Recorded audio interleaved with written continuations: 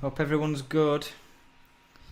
This is the first dual broadcast on Uspace and Facetube this evening. So if you forgive me, I will just make sure. Yep, the notification's gone through. This is the Fenix Virtual Pub. Yep. Ooh, and it's got, Lee, I've got it on my phone here. It's got live closed captioning on Facetube. All right, okay. Which is quite cool. So, yes, quite impressed with that. I've got it on my phone just to make sure we were working, and we are. So yeah, that's fine. I'll log in so I can keep the track. That's fine. Tell you what, let's get... comment and stuff. Let me put the link on the socials first. It's quite good, you know. I'm watching this closed captioning go as we speak. It's quite accurate. It's not like the BBC stuff. Do you remember when BBC did the closed captioning as it were live and half of it were wrong? Yeah, but I'm yet to say too much, and with my Yorkshire accent, it will start bringing up ridiculous things. Yeah, you might need to London up your accent to for it to understand you. Right, Governor. Are we all here? Not London enough. Let's share this. Copy link. Let's get it on the Twitter. On the tweet space. Right. We are live. Let me just get this on. We're live over on Facebook right now. Come say hi and grab a beer. Brilliant. Right, so that's on tweet space. Let's go to linked out. Get it on there. How are you, Lee, anyway? How's Portugal? Cracking flags? Portugal is torrential rain at the moment, in weather-wise. The last 2 days have been torrential. About a week and a half of bad weather, and we've got another week and a half left. So, not going to get much sympathy, am I? Not really, with a heated pool and a gassed-up beer tap. But when we're facing snow and like 0 degrees for the next week, what do you think? Yeah, but you know, I'm here for recovery as well, and I know a bit of hot weather wouldn't go amiss. You'd be all right. You're there for a little while longer yet, aren't you? It's still warm. I've got to be honest. It's what temperatures are you getting to? The last week and a half, even though it's raining, it's been throughout the day 14, 15 degrees. Oh, that's not too bad. But at night, it was when I first got here, Christmas to early the first week and a half in January. At night, it dropped to like 0 and just below 0. It was really cold at night, but then really warm in the day. But now, in the night, even like this is the coldest it's been today in a long time. Yeah. And I bet, well, I'll tell you in a minute. I'll have a look what it is now. I bet it's about 7, 8 degrees still. I'll tell you in a second. So we've got a couple. We'll wait for people to turn up before we get going because we are a little bit early. We realise we're a few minutes early. Apparently it's still 12 degrees. It doesn't feel 12 degrees. I've got my jumper on, which I've not had on for weeks. For about 3 weeks. Cheers, everybody. Anyway, cheers. Yes, I'll save that question until we've got a few more people on. Oh, I swear I need to buy you a t-shirt with that on. So how do I comment on our live stream? Do I have to play it? You have to play it, and then Click to it. just comment. Let's open it up. Here we go. We've got it now.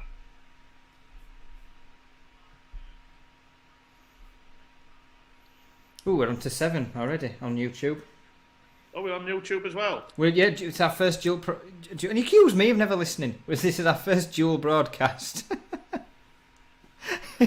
Literally the first thing I said as the video went live. Yeah, but you'll have to forgive me because I've had a bit of a... While you were sorting Spence out and stuff, I think I had a bit of a catnap. I was sat watching The Irishman on Netflix, and I think I nodded off. So I woke up a little bit, you know... You're a bit dazed. Do you need a minute? Do you need a minute, Lee? Do you need to go lie down somewhere and just come round for a minute? I'm getting old now. When you nod off like that, you need a bit of time to come round. Just gather your surroundings and stuff. Spencer's like that. He wakes up. It takes him about 10 minutes to figure out where he is, who he is, how he is. He's like, huh? Oh yeah.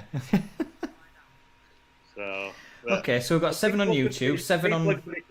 People are going to be commenting, Jason, on YouTube instead of Facebook. We best make that clear. If you're going to comment, come onto Facebook with us. Oh, can't stop them. They can comment on YouTube as well, but it's better on Facebook. There's more people on our Facebook. Oh, right. Can we see both comments? I didn't know you could see both. Well, I'm on my screen where this is being hosted from. I'm currently on my laptop. I've got the YouTube chat feed on the right-hand side, but on my phone, I've got the Facebook feed, so I can see both. I'll put my... Good evening, Ian. Good evening, Michael. Good evening, Emma. Emma's here. Emma, I think, is already drunk. For a while, Emma. Hope you're well. Emma's already drunk, I think. She's already warned us on Twitch. She's already on the wine. That's what we like to hear. Right, hold on. I'm gonna bring YouTube up as well, so I can. Fenix Virtual Pub. I like that name.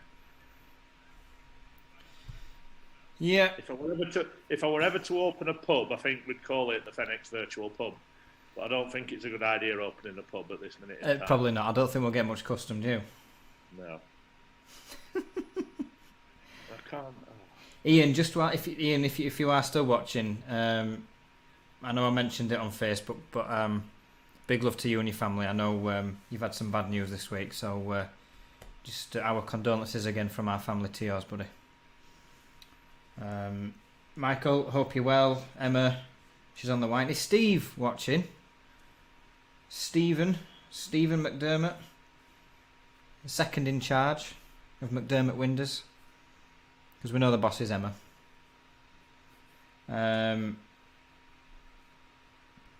Lee, do you want to crack out that catchphrase of yours yet? No, I'm going to wait until a few more are up. Fair enough. But I am trying to get the YouTube chat up on a different tab. Oh. Michael, hope you... There you go. There we go. I could hear myself then. Good man. Oh, there we go. We're on 8 and 9 on YouTube and FaceSpace. Where did you know that people were on them? Because I can't see any comments on YouTube. Because nobody's made any yet. Oh, right. You were just seeing people arrive on Facebook. Yeah. I thought you were talking to people on YouTube. No. I'm responding to the people on Facebook, but on my other screen, I can see the YouTube chat stream as well. So if people ever leave a comment on there, that'll come up. But you won't see any comments yet because there isn't any. Oh. And we run a tech company. Well, it sounded like you were reading comments saying hello to people on YouTube because it went on Facebook. Hey, you got to make yourself clear. I couldn't be any more clear. Insane. Insane. So, welcome everyone. Nice to see people coming back. We haven't seen Emma and did you say Steve were on or not? He's meant to be. He's meant to be on. Although Emma were. Oh, hi guys. Technical issues at their end, I think. Oh right. Well, here we go then. I'll get it out nice and early. What's everyone drinking tonight? Yay! Hey! Oh yeah, Emma's already very merry apparently. I'm on the Lost Lager, not sponsored. I've got a few cans, and I've got a beer delivery coming tomorrow, Lee. Oh, he's on the cup of tea. He's on a cup of char. I've got a beer delivery coming in the morning because the Six Nations starts tomorrow. Oh God, egg chasing. So we have a Fenex team meeting tomorrow at 1, and I can't promise hopefully, but I might have already had a few by the time we come on there. So. Team meeting, more like another excuse to have a drink. More like. So I always do it every Six Nations. We always it is Ace beer delivery. It's the future, man. It's the future. Every Six Nations, we always make an effort with it. So we always get mates round, have food. Generally, just an excuse to get bladdered. But obviously, that's not happening right now. So just have to do it on my own. I guess you need to be celebrating a different sport because you'll not celebrate football watching Bradford. So I guess rugby's as good an excuse as any. We ground out. Anyway, Emma said she's good luck. She's merry, like that. She's good. Who else have we got on? Because I've missed who's come on because I was busy trying to find YouTube comments because of what you were doing. Emma's on, Ducky's on, Michael's on. There's a few others that I can't see are watching. But Bradford ground out a hard-fought win against the mighty Barrow last weekend. You know things are bad when you're playing Barrow. I know. Team's named after a bit of building equipment. Well, I'm glad people are well anyway. It's Friday, thank God. Weekend. And well-earned days off, hopefully, for everybody. Honestly. So I'm ready. Weird week for me this week. It started quiet at work in the diary and then suddenly ramped up out of nowhere. And I had about 4 or 5 people come back from a year ago resurrecting jobs they'd put on pause. So I'm now flooded and drowning, in quotes. But the bad news is the prices have gone up, so I'm having to break all the bad news to them. It's like you can go ahead, but it's going to cost you about 10% more now. Well, you snooze, you lose. Jake Stevens, good evening. Oh, Emma's working tomorrow, and she's already drunk. Oh, Emma, that's not good. She's already, she can already feel the headache coming on. Take your time off, Emma. Need to rest and recuperate. Quotes and quotes and quotes. And how old are your kids now, Emma? Because they'll probably be tearing your hair out tomorrow as well, aren't they? Like, I don't know, 8, 9, 10? You need to explain to people what you're doing with your fingers because... Why? People are going to think you're like Michael Jackson. You're losing plot. I wasn't going to mention out, maybe see if people had noticed it. This is done on purpose. So these are... I'm going for some blood tests in a few weeks. I'm in quite a lot of pain at the minute. And these are those fabric tapes that athletes wear to just try and stretch things out a bit. But I've got incredible pain in all my knuckles and joints on my hand, and these seem to help a little bit. So, Emma's kids are 15, 10 and 4. When did you get a 15-year-old? That's insane. Soon to have a 60. That is mad. Where have the years gone? I remember when we first knew Emma and Steve, and the kids were like kids, like tiddlers. That's insane. 16.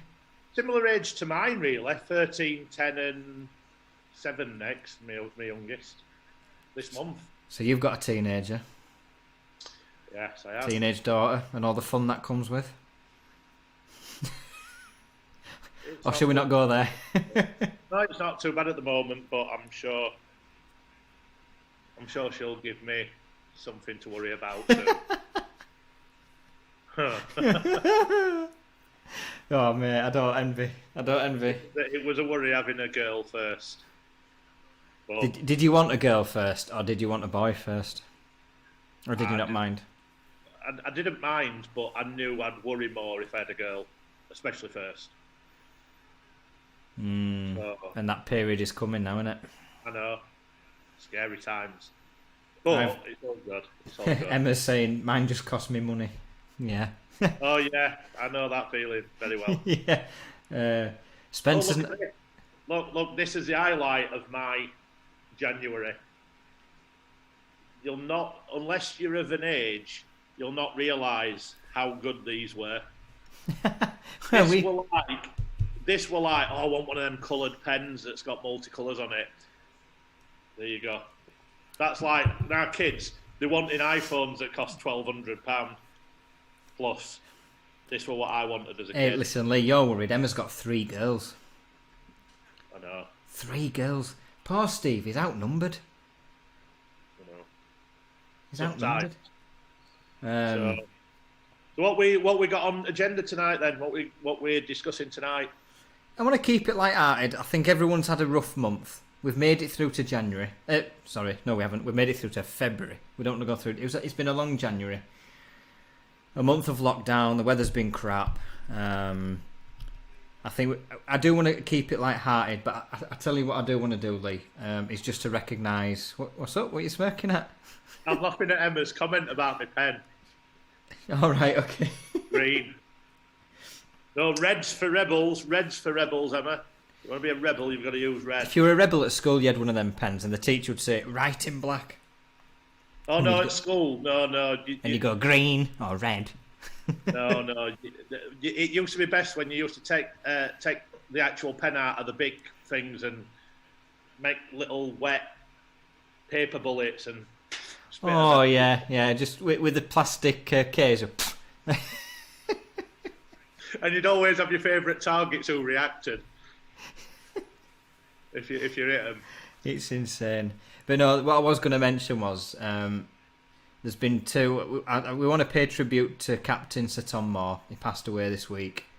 Cruel irony, the thing he was campaigning against got him. But, you know, he is the definition of a national treasure and a national hero. And if we're to have role models for his kids, he's the guy. You know, he stepped up, he managed to raise all that money for NHS charities with his walk-in. He lived to 100. I mean, absolutely epic guy. So I wanted to play a tribute to him. And I think we also ought to recognise Ray Howe lost their founder, Helmut Wagner, as well, just recently. So we want to send our condolences to his friends, family and the company, everybody at Ray Howe for the passing. Clearly a very influential guy. So just wanted to make note of those 2 significant moments in time. Very much so. For people. Okay, but let's keep it positive. It's February, it's a short month. We're already at the end of week 1. You know, it's going to snow tomorrow and I can't help thinking about them gloves. I'm waiting for you to do a Michael Jackson dance. Sorry. It's really helping. I were on phone to Lee earlier on and I were in awful pain. But no, another 3 and a bit weeks and then it's March. And if you remember from last time, March was the start of the good weather for UK, wasn't it, Lee? Last year? Yeah, it was. Started being nice. It's my birthday at the end of this month as well. So it is. Which day is it? 28th. 28th. And you'd be 28 again, won't you, Lee? I wish I were. I'd rather be 28 than the age I am now. I were having a lot more fun at 28. In fact, I'd rather be 24, but hey ho. Should we not go there? I want a prime age. 21 to 24 was... I bet you were a prime summer. It was enjoyable. No, that's the word. Okay, that's the polite word. But yeah, I were a bit gutted because my birthday for the first time this year would have been on a weekend. So if it wouldn't have been a COVID lockdown, I could have been celebrating all What weekend. day's the 28th? Is it Sunday? Saturday? Sunday. Could have gone out Saturday, couldn't we? Where would we have gone? Emma says she needs sunshine. Emma, don't want to put a dampener on it. You've not seen us for a while. I'm in Portugal. Although it's not sunny at the minute. It's been rain. Let me get my tiny violin out. Hold on. Don't feel too bad for him. He's got a heated pool, a gassed up beer tap, and 6 bedrooms? It's a 6-bedroom villa with a heated pool and bar. You'll have to excuse me if I don't feel that sorry for you when it rains. Well, first world problems. So we've got quite a bit that we need to talk about because we've been a while since we did this. Emma's getting abusive in the comments. Don't make us kick you out, Emma. Raising your middle finger. Well, I'd have invited you all across for a party, but That ain't happening. Why? We could have had his first Fenex meetup. Fenix Disco Fenex on tour. in Portugal, but That ain't can't do anything about it. So I'll have to have one on my own. It's not good. Yeah.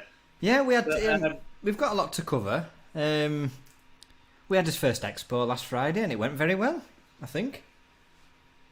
Got some very good feedback. We even we had a couple of clients actually win new business on the day. One of which started placing orders that afternoon, as far as I'm aware. So, can't say better than that, really. I think they're significant customers by the sounds of it as well. Yeah, if it, the oh no, I don't want to say the name because GDPR-ness, but one of them is a significant six-figure account as far as I'm aware.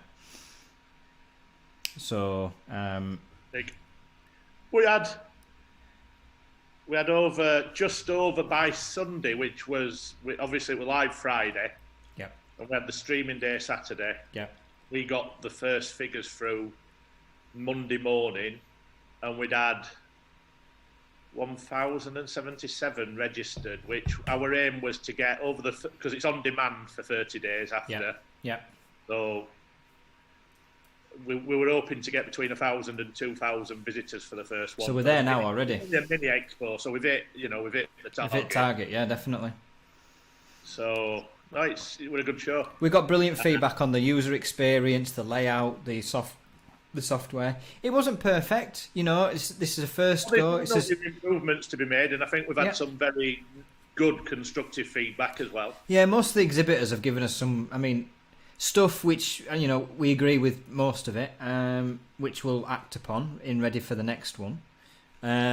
What it does mean is that as good as this one was, the next ones will be even better. Oh, we've got loads planned already. That's the best thing.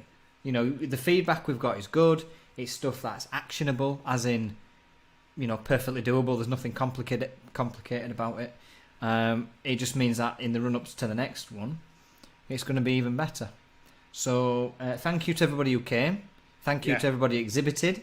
Thank you to everybody who tweeted, retweeted, Facebooked, emailed, did whatever you wanted to do to say that you were going, or exhibitors to promote that you were going. Very much appreciated.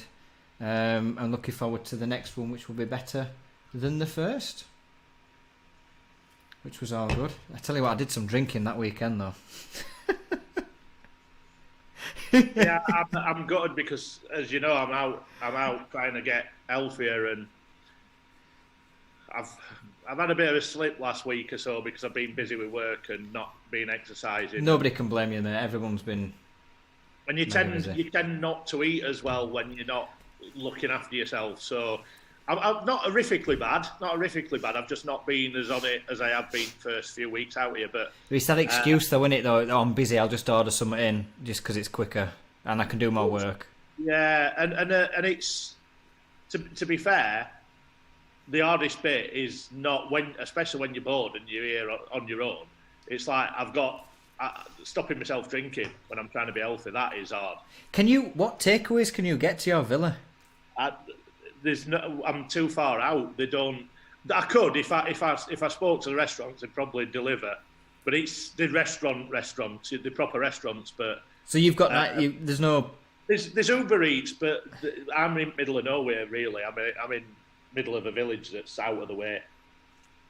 So you couldn't just order. You just couldn't just go on your phone and. No. See, that's the danger for me. I went on last night. Spencer were playing up against sleeping, so our schedule was shot to crap. So I went on my phone, went on Just Eat. This is the advantage, by the way, of living very close to the city centre.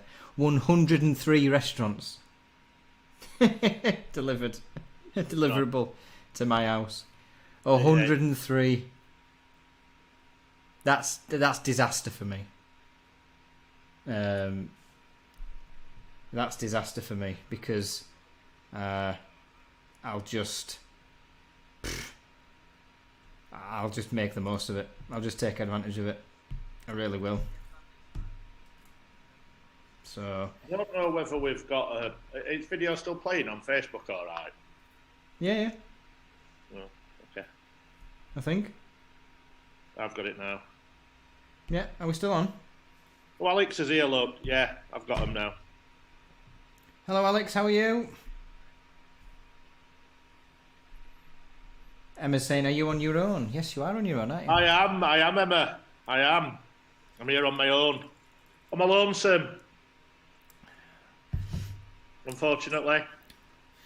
Well, Although, to be fair, there's a lot of places that if I'm going to be on my own, I'd rather be here on my own. It's nice. and you can still work. You're doing all your work as you are from. This is the beauty of what we do. It can be done anywhere in the world. So long as you have Wi-Fi, there's nothing we can't do.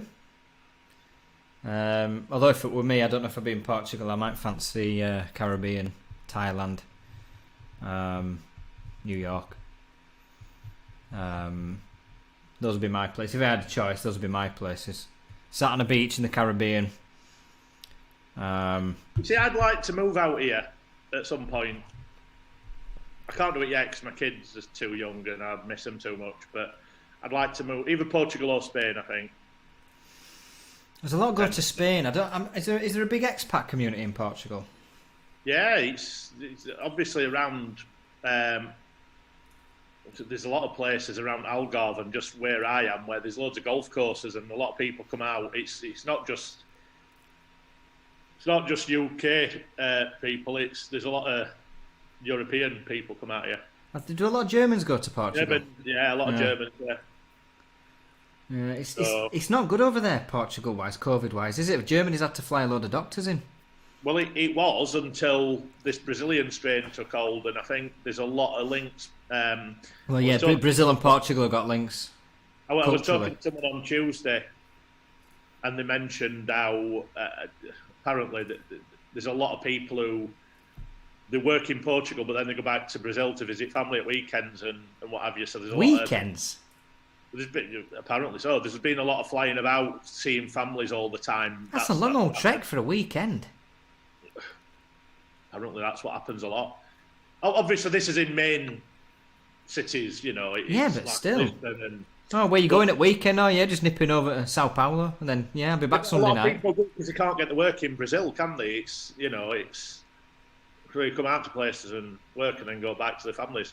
But where we've been, because we're kind of on, although I'm in the middle of nowhere, it's about 5 minutes to the coast. Yeah. So the rates here for COVID were non-existent. There were hardly any. But even round here now, they've locked everything. Like up until a week and a half ago, when this Brazilian strain happened, it were pretty normal. Apart from things were closing at 10 o'clock, restaurants, bars, shops, it were all open as normal. But everything's gone into full lockdown now. And were people listening? Because I think culture. I think we touched this last time, didn't we? Culture. There's a big difference between Britain and Portugal. And Portugal, you were saying, seemed far more compliant than we were. Yeah, you don't see crowded places. You don't see people. There's a respect for keeping your distance, definitely. Jake from Windrem saying villa holidays will boom. I can't see all-inclusive holidays coming back for 3 to 5 years. I think he's got a point. Villas, you can seclude yourself. You just go. You get your food and your drink in for the week or 2 weeks, however long you're there. You can be on your own. You can do whatever you want to do as a unit. You don't have to mix with everybody. I think he's right. I think villa holidays might well be boom. That said, the guy who I know whose villa it is, he's got several villas, like big villas. So they're really popular. They're really nice ones. But he lets for other people. So there's a lot of villas that he lets. And apparently they're saying that they don't think it'll be back to any normality with what they do until 2023. Really? Yeah. Why so long? Even if everybody gets vaccinated? Yeah. It says people will still be scared to come on holiday. Even if everybody's That's vaccinated. That's apparently the general consensus of people who are in that business. Yeah. Apparently so. I hope not, because But they're also looking at. Remember, it's top end as well. They're not cheap villas. It's not somewhere where you can just come. no, I'm talking summer prices but of it's a lot of money, so they're not going to be places yeah, where. I know it won't be cheap, but I read a report yesterday or the day before where it says, Brits are sat on more cash than ever before because obviously we've all been saving because we can't really spend it on anything. So I think even the expensive villas, I mean, I would have thought would have been in high demand.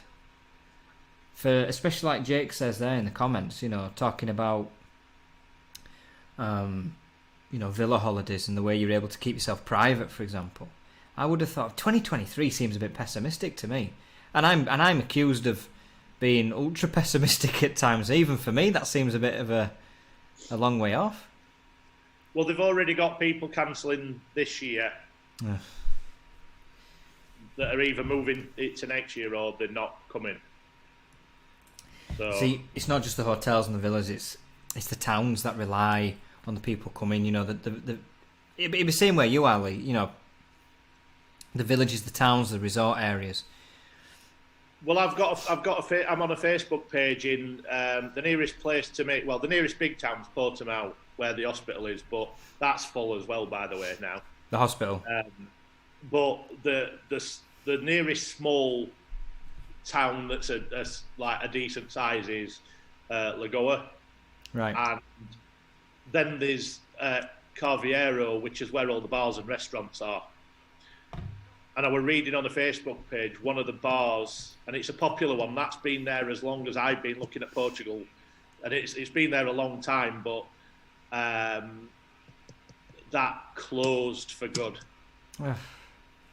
in January. That's sad.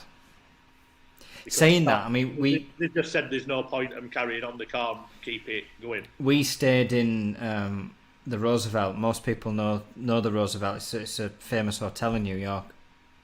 It's over 100 years old, and I think it was November.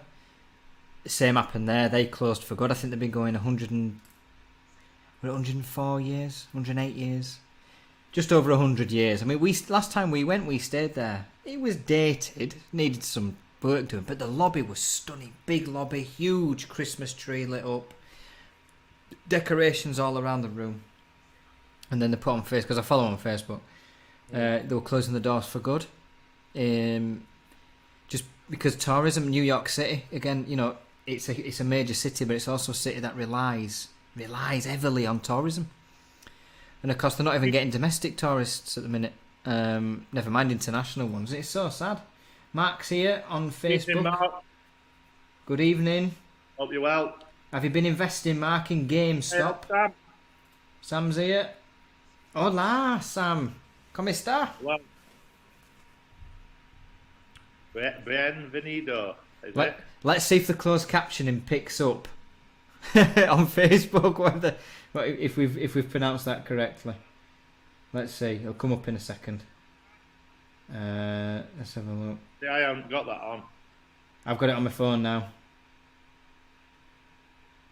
No, it's not. There's not picked Spanish up. Oh, boa noite. Boa noite. No, it's not. That's Portuguese for good evening. Portuguese. Boa noite. Yeah, can you imagine just nipping over to Brazil for a weekend or Portugal, either way? Oh yeah, what are you doing Friday night? I'm just nipping off to Algarve for a weekend. And then coming back Sunday night, back to Sao Paulo. It's insane. Buenas tardes. Very cool. Boa noite is good evening in Portuguese. To go back to Emma's point, I am missing some sunshine. I really could go on holiday right now. I'm same. I was saying to Soph,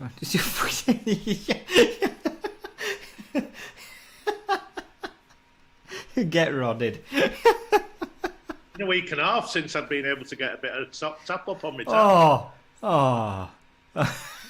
No, it is. It's a big thing for people, and there's a lot of people who. I mean, I'm all right. I'm here now, and I'm lucky to be here, really. But You got I, out just in I, time.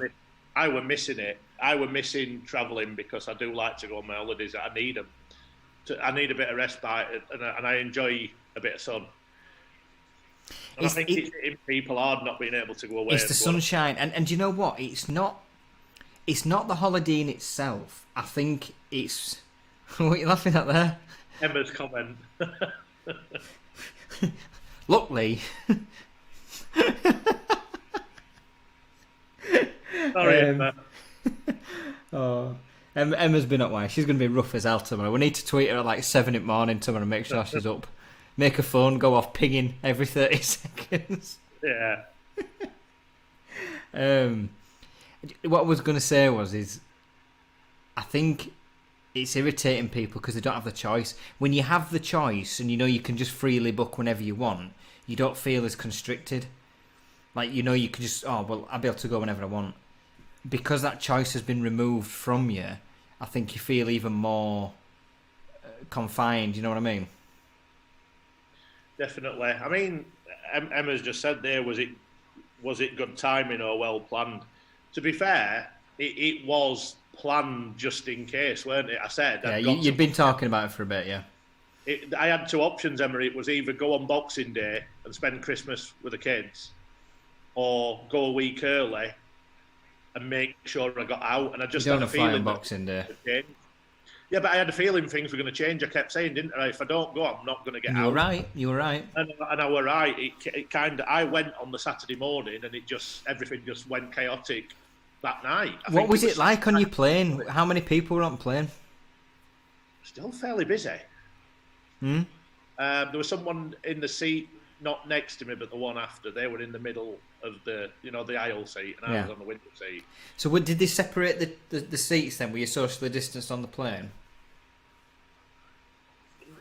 Yeah, apart from families, I don't think anyone was sat together. I think I touched on it last one we did, but the big difference was at the airports, like Manchester Airport. There's no wonder we've got a problem in the UK, because you literally, anyone who's been from not just Manchester, there's gates and gates and gates, and as you walk through the entrance, there must be 200 gates. They'd literally open 10 gates all at the side of each other, so everybody was queuing right next to each other for flights around an hour between Insane. them. There were 5 gates all queuing of maybe 200 people, so 1,000 people, rather than being spaced out on the gates. It just absolute madness. I was going to swear then, I nearly swore, but then you get to Portugal. It's the internet, it's not TV, you can swear. No, I'm trying to be good. And then you've got, then you get to the other end, and each baggage claiming area for each plane was, they cordoned it all off. So you weren't crowded together. But the damage is already done. That's what I mean. Like, straight away, it's just common sense, really. I mean, the Manchester Airport, who's thought of that, opening 5 gates pretty much next to each other? And when I said they were all, literally snake queues all the way. Just madness. That's insane. Absolute madness. We still haven't closed borders again properly yet, have we? We've got this list of red countries, red list countries, where if you come back, you have to quarantine for 10 days, and then on the 15th of February, government's bringing in, you've got to stay in a government hotel, essentially. Government are sort of requisitioning hotels, so if you come back from wherever, you have to stay in this hotel. Is it for 10 days, I think? But apparently no hotels have even volunteered. You've got to do it voluntarily, but there's no hotels even signed up to take part in the scheme as of yet. So I don't know what's going to happen there. I don't know if the government's going to have to pay more money. I assume the government will pay these hotels for people to stay in their rooms. Emma, I'm craving a holiday, but the current atmosphere is not holiday. Emma, this is a good point, and we were talking about this. This applies to nights out as well. When you go on holiday, or when you go on a night out, you go because you get the freedom. You get the freedom to go on the beach whenever you want, to go in the pool whenever you want, to go to the buffet restaurant whenever you want. Same on a night out. You know, if you go to Leeds, I mean, our locals are Wakefield, Leeds, York. You know, we go to these places because you just want to hop from pub to pub. You don't have to book a time or a time slot or go, yeah, you can stay here but only for an hour. Or if it's raining, you know, you got to wait outside or you need to go home. That's not a night out. And the holidays are the same. I don't want to go on holiday if the pool's out of order, or you can only stay on this part of the beach, or some of these restaurants are closed, or that's not a holiday, because that's not giving you the freedom to just roam about the resort. That's not a holiday to me. If I'm travelling 6, 7, 8 hours to go somewhere with my family, I just want to do what I want within reason. But yeah, to go on holiday, I just you know, I think we'll only go when I know we can just sort of do what we want.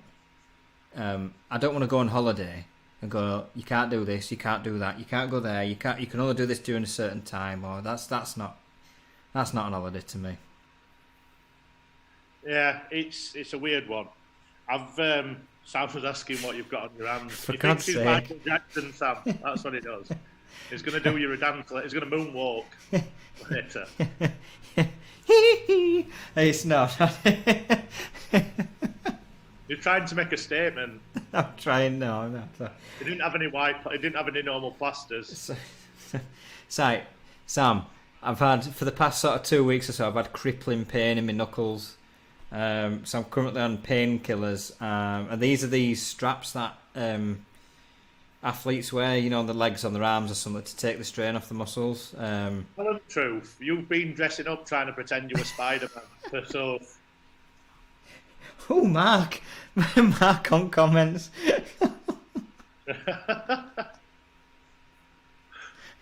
Not with my left, Mark. No, I'm going for some blood tests in a few weeks.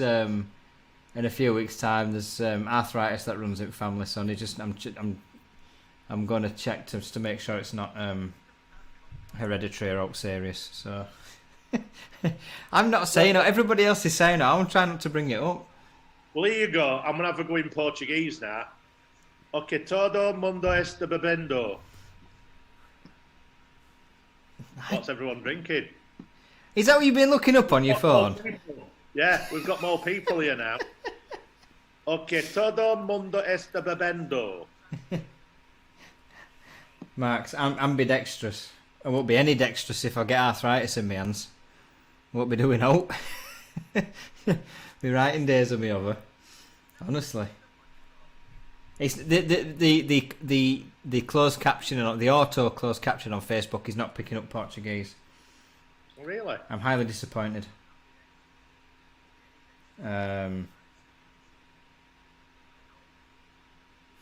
Sam, my ouch was in response to what you said, not Mark, just to clarify. I know, Mark's just lowering the tone. It's not even 9 o'clock, Mark, and you're lowering the tone already. Just because it's the internet, you don't think there's any standards to upkeep. Terrible. Be ashamed of yourself. Talking about transportation and holidays and stuff, it's a bit of a link off. But how's the supply chain for the glazing industry at the minute? Have we noticed? Are we still having any difficulties importing? Is there still problems at ports and stuff like that? How's things going? Because I've been that busy, I've not really. Well, I was told by somebody one major manufacturer has run out of white window handles. All right, okay. White window handles. The very basic of basic items. I don't know if that's due to... I mean, demand is still high, so I suspect that's got a role to play. I do suspect the supply chain cannot keep up with demand. I've no idea if the port issues are playing a role, or if it's just we're selling too much for production to keep up in. Callum's here from Consort. Hello, Callum. Good evening. Good evening, Callum. Dos cerveza, por favor. That's Spanish, Callum. I know that. Mark's on it. Foils again. Supply chain. Oh God, we've started Emma off here. I could feel a rank coming on from Emma. Sorry, Emma. I could feel her. No, she's right though. It's not so busy. I think Mark's got a point there. So Lucy from Vika asked a genuine question. She put a poll up, asking genuinely, is it busy out there? I think she was saying, she speaks to various customers, and she was implying, it was a fairly mixed picture. And I did. Está ocupado. Is it busy? I've got to keep translating for everybody. It was lower than Mark saying it was lower than a normal January. Yeah, so speaking to Lucy from Vika, and she was implying of a mixed picture. And I did say to her, if you ask this question in public, there's very few who will give you an honest answer. She's run a poll. Quite a lot of people have taken part in the poll. And last time I looked, it was the top answer was, business is booming, but our industry doesn't do public honesty. It doesn't do honesty. And I did say to her, I had a chat with her, I said, look, you won't get an honest answer in public. There's some people where it could be the last days of the world, the nuclear holocaust, the end of the world, and there'd still be people out there going, it's really busy, there's so many people buying windows and doors, it's flying out. Da, da, da.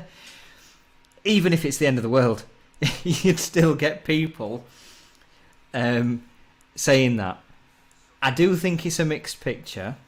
I think there's some areas where it is busy. I think there's some areas where it's quiet. For example, I'm happy to admit January for us has been crap. It's been very quiet.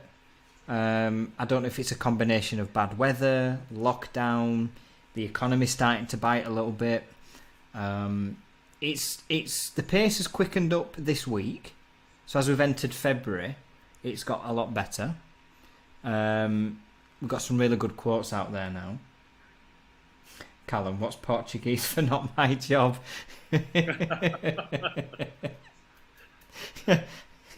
Can you sense the frustration in Callum there? I sense he's had a bad week. I sense he's had to put up with some stuff this week. I don't know whether I'll be able to pronounce this, but now me trabalho. Now me trabalho. Trabalho? Trabalho. I don't know. I'll probably say that wrong. Don't know. Sales down. Now Jake Stevens says sales are down in January. Inquiries are through the roof. I echo that sentiment. We've not had a problem on the quotes side of things. We've got quite. Tyre kickers, have you now? Say that again. Said, have you got tyre kickers? I don't know if the tyre kickers, or I don't know if the people getting quotes in to budget for future. I don't think they are tyre kickers. I just think there are people sort of doing the homework now and maybe sitting on the hands for a bit longer and seeing what plays out. I've got a feeling that sort of when we hit sort of April time, and once schools are meant to be back open in March in England, and hopefully restrictions after that will be released gradually and freedom will be restored and the weather gets better. I do think the pace will pick up. I hope. I really don't think we are where we hoped we would be. Mark said in the comments, well, we're at the bottom and you can't fit without glass. So if we're down on IG components, insulated glass components, then installations are down. Doesn't mean Windows sales are down. See, there could also be the carry through December. I mean, December's are generally a quiet period anyway. And we're just seeing sort of a sort of a ripple effect from that? I don't know. But it is a mixed picture. I don't think the entire sector is booming by any means. But I think that picture will change come springtime, myself personally. But that's just me. What do I know, Lee? Lee's thinking up of something Portuguese here. He's trying to translate something. What are you trying to translate here? Hold on. See if you can hear it.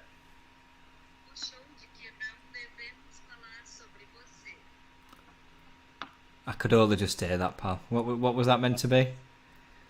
I'll tell you later. Okay, fair enough. I won't ask. We'll see if there's anyone Portuguese who can decipher that. So- I won't. Yeah, all right. Tell me later. No, it seems to be a weird situation at the moment in our industry. You don't know whether it's starting to quiet or whether it's going to keep being busy. Hopefully, it'll carry on and people keep spending money. But Well, there was a report this week that Brits has sat on £125 billion worth of saved cash. And most of that's in your sock drawer. I wish. If I had 125 billion quid stashed away, do you think you wouldn't even see me? I'd be gone. Emma, lack of vessels because air cargo. This is a good point, and Emma is right here. Air cargo too expensive. Lack of passenger flights for shipments is not helping, as cargo is too expensive for most. All the knock-on effects for supply. Emma is absolutely correct, and I've touched on this in a couple of posts in the last few weeks. So you might be aware that shipping costs have gone through the roof multiple times. So I was speaking with one manufacturer who was paying around $1,500 per container for their goods. By Christmas time, it had gone up to $10,000 per container. And because commercial air travel is practically non-existent around the world, freight is transported on commercial. When Lee goes to Portugal, for example, in normal times, freight is transferred on that flight. But because flights are vastly reduced now, there is very little air freight going around the world. So the only way to ship things around the world is on massive container ships. Except there's only a finite number of ships. So people who... It's essentially they're going to the highest bidder. The ships are going to the highest bidder, which is pushing prices rapidly higher. Whoever's got the most money wins, gets the goods delivered quickest. But unfortunately, that's having a knock-on effect for the price of goods. If you get a container that goes from $1,500 to over $10,000 in the space of 6 to 8 weeks, the price implications for that are massive. And that's why... Mark made a good point there. I'll tell you what, we've been talking about investing and stuff like that lately, me and you, Jason, off the record. And I would imagine that ship freight companies are making an absolute killing at the moment. Well, Mark's made a good point there, and it's a subject I'm going to approach probably next week in an article on DGB. The argument has always been, people don't make stuff here because it's too expensive. But now international shipping costs are astronomical. I'm not sure that argument at the moment holds much more water. There's two things here. Cost has obviously gone up. So we are now having to pay more for things made in other parts of the world. Secondly, this is demonstrating how reliant we are on global supply chains. And when things don't work out properly, there's nothing we can do. Because we're at the mercy of external factors we have no control of. Whereas if we made more here, made more composite door slabs here, made more hardware here, made more glass, spacer bars. I know a lot of spacer bars are made here, but you get my point. If we made more here, we control the supply chain. We know it's made here. We have no issues getting it from A to B. It's probably, at this moment in time, not really much more expensive than what it is now because of shipping costs. You support the domestic economy. You create jobs here. You protect your supply chain. We've got a high quality manufacturing sector here anyway. Whatever we make here is generally a very good quality anyway. So I think it's time to revisit the argument that, well, it's cheaper to make it elsewhere, because I'm not quite sure that that's such a valid argument at this moment in time. I've got some comments here. Callum Williams is saying shipping has gone from £1,500 to £15,000 in some cases over 18 months. Mark, we have minimum 4 weeks by sea and many more by road. And that's the other thing with air freight, Lee. You know, if you wanted to transport something from, I don't know, Japan to here, you're looking at 12 hours. You wanted to ship something from Japan to here, you're looking at weeks. Pablo Escobar's got plenty of planes spare. Say that again. I said Pablo Escobar's got plenty of planes spare. He's not using them anymore. No. Mark, we don't want any more spacer made here. We want it all made here, Mark. Go on, everything made in Britain. Here we go. I'm going to bring in a couple of jokes before we get back to serious topics. Oh, go on. And then I'm going to go for another beer. What do you call somebody with no body and no nose? Nobody knows. Nobody knows. Jesus. Sweet Jesus. Go on, what's your next one? Got one more? Are you wanting one more? Yeah. Go on. How do you make holy water? I feel like I've heard this one before. Go on. Boil the hell out of it. Bit of a religious joke, see? Man of many different talents. Oh, Even God. bring religion into it. Oh, don't start on religion. That's enough. That's bad enough. We once had a Christmas party, and one of his trades people. What's the two things, Lee? If you've never met somebody, what are the two things you never talk about? If you've never met anybody, you never talk about religion, and you never talk about politics. Yeah. God, that was an awkward meal. Oh, Jesus. We've never met this person's wife before. And we sat at this meal. Everything's really jovial. Christmas works night out. We're at Estabulo in Wakefield. Great restaurant. When it reopens, Brazilian meatery, brilliant. It's all good fun. We're all having a laugh, having a few drinks. And then she brings up religion. I'm like, oh, what are you doing? You know, she wasn't religious. Her husband, who worked for us, was. And she spent the next 20 minutes talking to us, essentially ripping apart Catholicism. Well, our guy is I believed quite a believer. And we're all sat around the table thinking, what do we do here? And I'm trying my best not to engage in a debate, because the last thing you want to do to a person you've never met before is engage in a religious debate while your member of staff is religious. I'm trying to defend him. I was thinking, your wife's ripping you apart here to us, and we don't know her. What do you say to that? And then it got going to politics, didn't it? So I managed to segue away from religion. I says, anyway, this meat's fantastic, isn't it? Oh, look at that. Yeah, we'll have some of that. Have some of that pork belly. Pass that over. Gone to politics then. Oh, what do you think about so-and-so? And he just killed the atmosphere. You would have been in your element talking about politics, man. Not on a Christmas do to a person you've never met before who had such extreme views. What you've got to do, you've got to learn to control it by getting people to you've got to take all the emphasis off talk and get on to shots. Shots! That's it. But I tried, but it was so awkward because she had such extreme views. I mean, not playing beer pong across your food. That stopped it right dead in the tracks. There'd have been no talk about any sort of religion or politics. I'm trying to think of what she would talk. She would ultra. I think she would ultra. She would ultra left wing. She had some quite extreme views about most things. But her poor husband, I felt so sorry for him because he was a believer, which is fine. That's his right to be so. But you were married to this person who were just ripping him apart. He would just sat there, just sort of slumped it, kind of going, don't know what to do here. I'm so sorry for him. Anyway, so tip, in a group of people you've never met, what you're laughing at now? I can't even talk about that. One of my friends has just posted something on the WhatsApp group saying, is this a good game for lockdown? Well, hold on.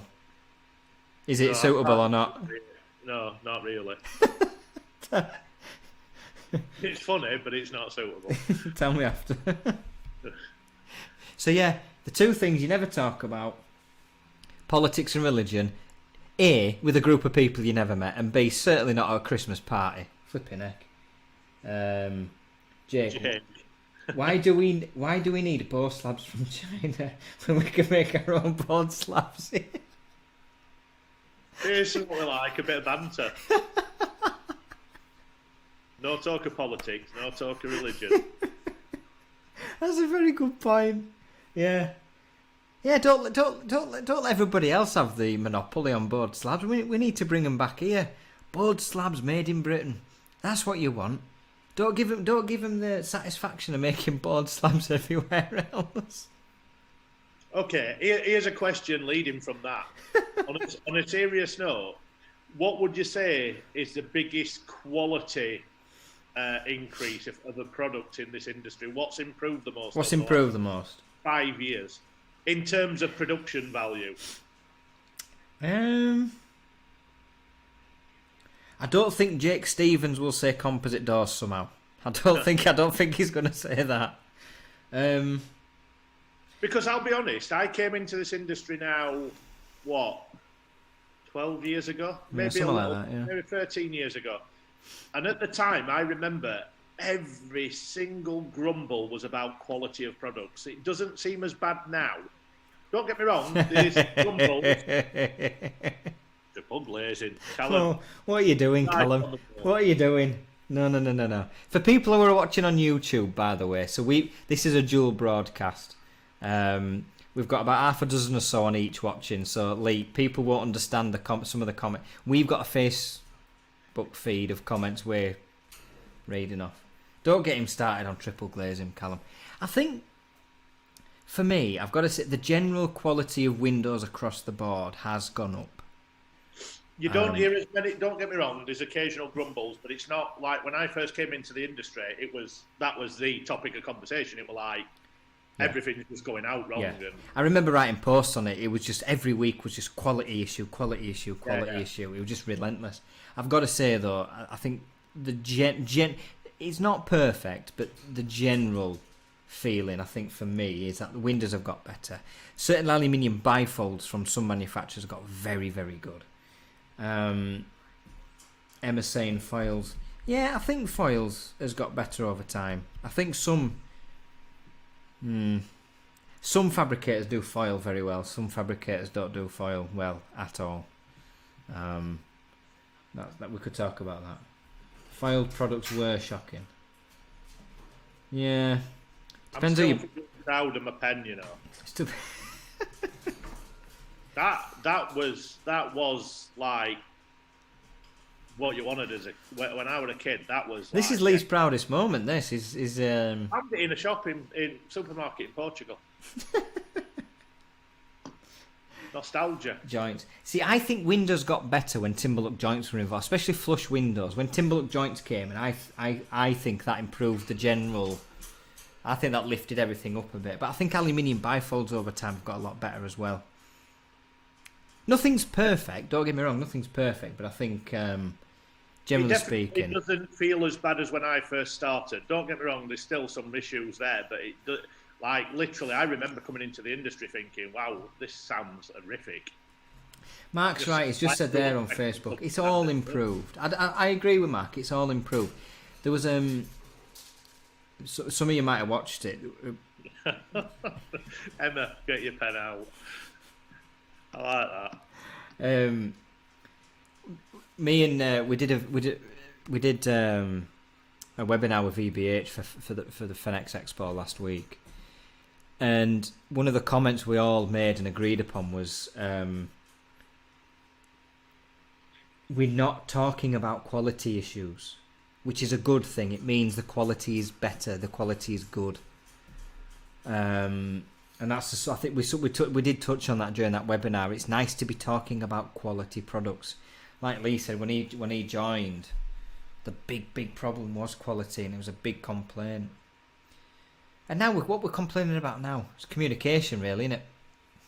And service. Do you think that's down to a mix of things? Because I think what seems to be happening, and as I've been going in, because obviously not lately, but I've been up and down the country visiting people's factories, and the quality assessment process that it goes through before actually going out now is a lot stronger than it used to be. So I think any issues are snuffed out rather than them just being sent and not being checked as they should have been. So maybe it's just, I don't know whether there's a lot of wastage still, but there's always wastage. Maybe it's down to the automation of the machines as well. The automation has helped. With all due respect, the reason why mistakes are made is because of human beings. Automated processes cut a lot of that out, but I think a lot of it is to do with the general public as well. And I can vouch for this myself. The demand from homeowners on quality has only gone up every year, and what that results in is us going back to manufacturers, say, look, this needs to be better, that needs to be better. And then manufacturers hopefully listen and put in place quality control systems, QC systems, to cut those errors out. And then over time, what we're hopefully finding now is this general trend upwards where the quality gets better. And that's where I think we're at now. I think what you've had is a period of time, probably when Lee started with us in the sector, where a greater focus on quality, whether that's through complaints or just general feedback. Emma's saying their internet and educated customers is driving that force, is the driving force for better quality, which is where we're at now. Nobody really ever makes a bad window. Nobody ever really makes a bad aluminium bifold. The glass quality is a lot better. The IGU side of things is very, very good. In my opinion, at least, anyway. So I think the focus has changed now. I think the focus has shifted from quality being the issue of the day to communication and service. I think that right now is the major issue for us to tackle. And on that note, Lee, I'll let you ramble for a minute or two. I'm just going to get a top up, okay? Fair enough. Do you know, and I'm going to bring it a bit more light-hearted again. Do you know what I miss? I miss the music that we used to have on Periscope. We can't do it on this. So we can't do a music quiz anymore. But does anyone want to have a quiz next time we do it? A normal quiz? Because I might start bringing quizzes back. And we might even give away not be a very good prize, but I might bring a prize in for the quiz. That was quick, Jason. The fridge is only there. Didn't have enough time to talk about you. Oh. I'm just saying, what I miss about the Periscope days is not having a music quiz. Yeah. But we do need a quiz. YouTube can be funny with music, though, and we broadcast. Oh, and Facebook as well. They can both be funny with music. Pale ale. What are you drinking, Lee? What's everyone drinking? I'm drinking water now. Sad times. Lee's off the rails on Friday night water. Jake Stevens, product quality on the up, installation quality, lack of decent installers on the way down. I can't disagree with him. I mean, but that's one issue that we've talked about for years, isn't it, Lee? Is the lack of good. Well, funnily enough, my dad's watching. Or my mum. Either or. Mum and dad are on. Jason's mum or dad, or both. They might both be watching on the same computer. I think they're both watching. Funnily enough, we're going to be doing a webinar very soon with GQA and building our skills, because obviously, as everyone's aware, we are very much looking forward to helping building our skills grow and bring new quality people into the industry. So we're going to talk about that, and we're going to put it on the YouTube channel and on our websites and magazines. So, well, it has to work, Lee. I mean, it's an issue I've talked about for years. Is if we do not, Emma, quick ID beer. They know I drink beer. That has long gone. My dad will tell you some stories. If we don't solve, and this goes back to Jake's comment, if we don't solve the labour shortage, it's all right as talking about better products and better this and better that, but if we don't have the right people to finish the job off at the last point in the supply chain, all the hard work that's gone before it is pointless. I mean, speaking from our perspective, when we interview to find more fitters, it's really hard work. I mean, we've gone through some dross in the past, whether it's bad attitude or bad workmanship. We had an electrician once apply for a job. Yeah, I can fit windows. It's a Sparky, qualified Sparky. Yeah, I can fit windows. What do we do with that? What can we do with that?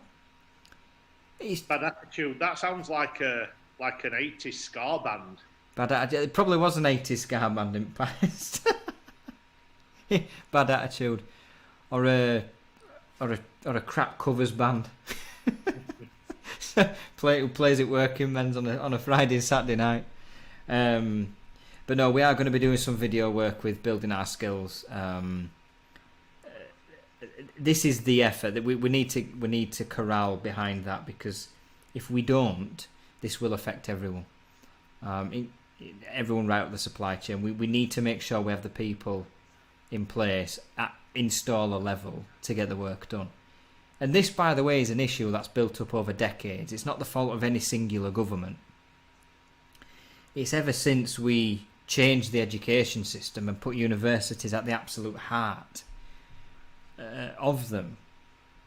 And we've fallen into this trap of believing degrees are the be-all and end-all and the key to the world and millions and billions and trillions of pounds, and you can just walk into a high-level job and all that brainwashing nonsense. And we've moved away from the fact that trades are a useful, good, solid skill to have. And Lee, there's brickies going on with £1,000 a week. Those are in demand. And I can tell you now, I know a lot of people with degrees who are not earning that kind of money. Yep. I mean, most of my friends I would say at least 3/4 of my group of friends are in trades or have been in trades, and they all make a good living, a very good living. My mate's a train driver. Yeah, he earns more than any of us. Yeah. My mate's a train driver. He drives freight trains for a living. You know, I was actually surprised when I used to play poker, and I played with some really good, like, top-end players. And one of them, he got to the final of the World Series of Poker, right, from London. And I didn't know he was a train driver. Right. And I thought, how's he managing to play in the games he's playing as a train driver? And then on the telly, on the final table, when it was on, they were talking about the salary of train drivers in the UK. And I was like, really? Mate, it's massive. Yeah, like, he won't watch this, so I hope he don't mind me saying, but he's on more than 60 a year. Mm. The guy they were talking about, I think it was like 80, 90 grand. Yeah, it doesn't surprise me. Whether it's more in London, I don't know, but it's no, I think you go up over time. I mean, he's only been doing it for a few years. I mean, if once he racks up 10, 15 years, I'm sure his wage will be nearer that mark. But still, 60 odd grand. And they're actually they don't even have to do much with the driving, apparently. Ooh, I think my mate would disagree with that. He had to go through quite an extensive training. I mean, no, I'm not saying the training isn't hard. What I'm saying is when they're driving, I think most of it is automatic. Yeah. Yeah, he has told me what's involved. He has to keep his wits about him, but it's not a physically active job, should put it that way. But this is my point, he's not got a degree. He didn't go through higher education yet. He owns his house now. He's renovated his house to a very high standard. He's financially secure already as a family. He's not got a degree. He's just worked hard. He's trained. He's just put the hard graft in, and he's now in a better position than I would dare say many tens of thousands, hundreds of thousands of people have with degrees. Because he's just gone out there, done the work, trained, worked hard, and the rewards have come to him. And this is what we need to get across to people when it comes to trades, whether it's plastering, plumbing, electrics, window fitting, being an engineer, being a surveyor, being a brickie. You do the hard work. I don't know how you change this though, and this is a problem that building our skills are trying to combat at the moment. Lee, I can't hear you, buddy. Are you on mute? No, hello? Jason, can you hear me? You've gone. I can't hear a word you're saying. Can you still hear me? Yeah. Well, isn't that weird? Oh no, don't have to start this again. Hold on. Emma's saying work hard and reap the reward. That's the point. That's what my mate's done. That's what we need to teach kids of an age who are going to. Can you not hear me? Whether it's leaving school at 16 or 18, whatever they choose to do, is to say, look, this is a good thing to get into. The money's good. The career prospects are good. Lee's gone. That's why the sound. So I think his internet might have dropped out. I think he's got a technical problem. I'm still live. So Lee is going to hopefully rejoin the meeting in a moment. Let me just send him a message. Yeah, it's just me. Okay, so Lee's dropped out for a minute. Somebody's operating the Fenex account. That's fine. Emma, just don't be a shit. Yeah, it's good life advice. It's good life advice, Emma. Don't be a shit. It's fine. Lee's coming back. Be back in a minute. Lee? Any better? I can't hear you, buddy. I think other people can still hear me. I can't hear you. Nicola says Nicola's on. She says she can hear us both. Anyone else? People can hear you. The issue I've got, people, for anybody watching, the issue is I can't hear Lee. So what? Yes, at the minute. So what we're Nicola's on. Nicola's operating the Fenex account. Nicola, by the way, did a sterling job. We can hear you both. Well, there you go. It's just your end, Jason. Oh, this is going to be a problem. Right, so behind the laptop, we've got some equipment set up. I can't hear Lee. You guys can both hear Lee. So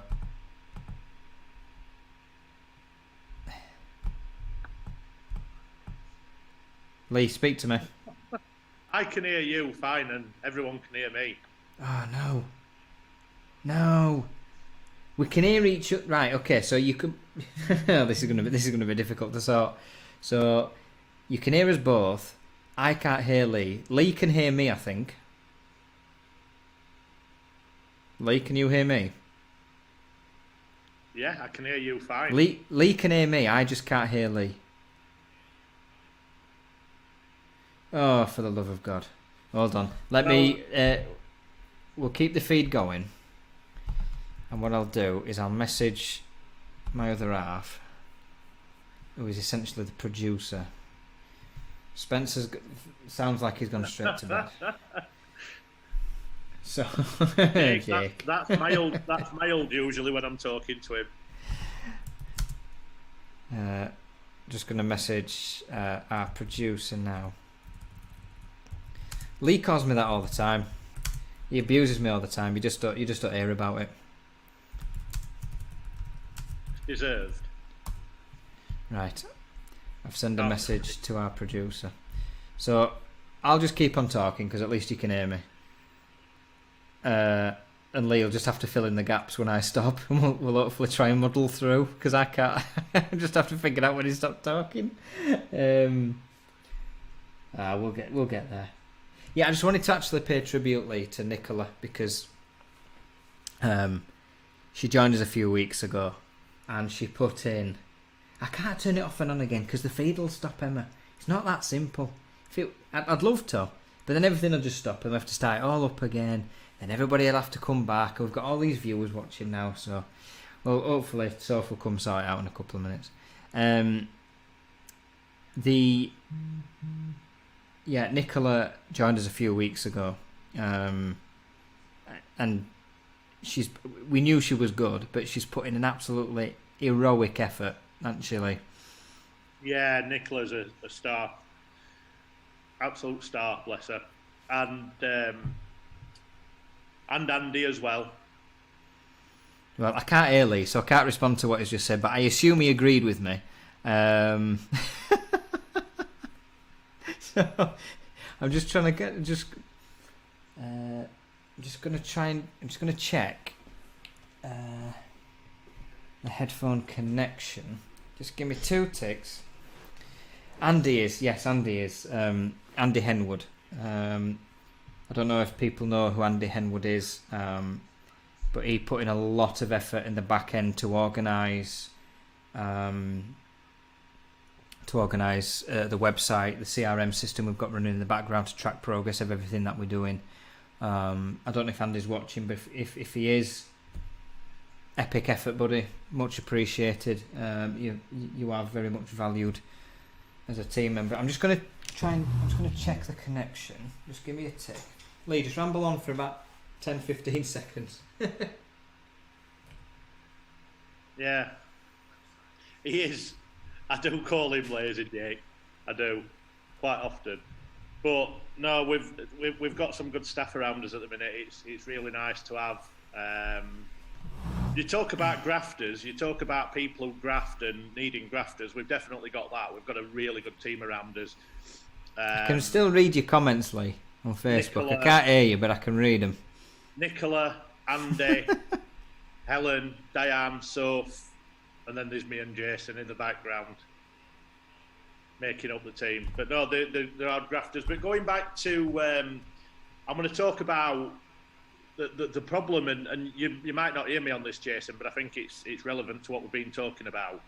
I think the biggest problem with young people is the perception now of social media. It is literally, you've got to TikTok and all these apps. It's glamorizing doing nothing to make money, and I think if you're doing that all over social media, the younger age groups of 10 to 15 seeing it glamorized as do as little as possible. Hard work has gone as a perception for young people, and I think that's a major issue of being able to get people back to training in kind of trades. I don't think everyone's looking for that glamour job now. I want to be an influencer on social media. It's just the producer's coming down. I can hear her coming down. I'm going to get her to have a look at it. Madness. Lee, I'll save that for when you come back, Jason. I'll let you talk. My comments. I'm going to come back to them when. I'm going to let Jason speak, and I'm going to be quiet until he's sorted it.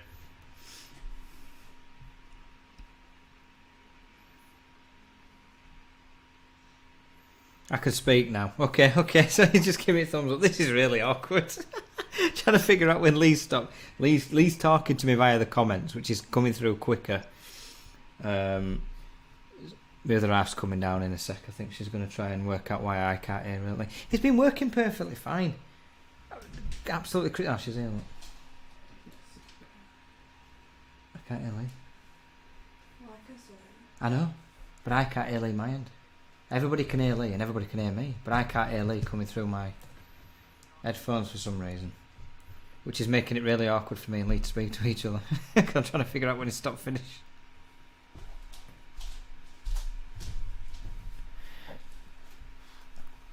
So there we go. Say hi. Hi, Soph. Not that you can hear me. You can carry on talking, Jason. Well,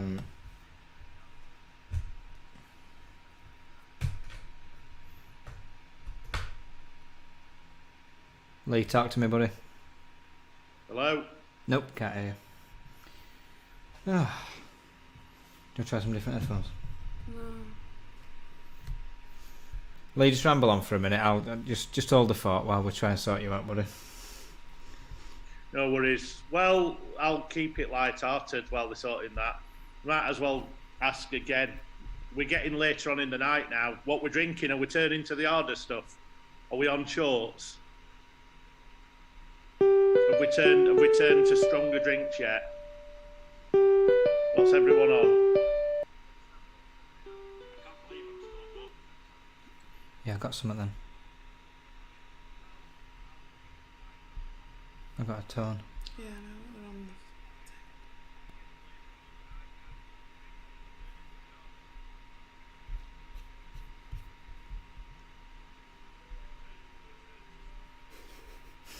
I don't understand.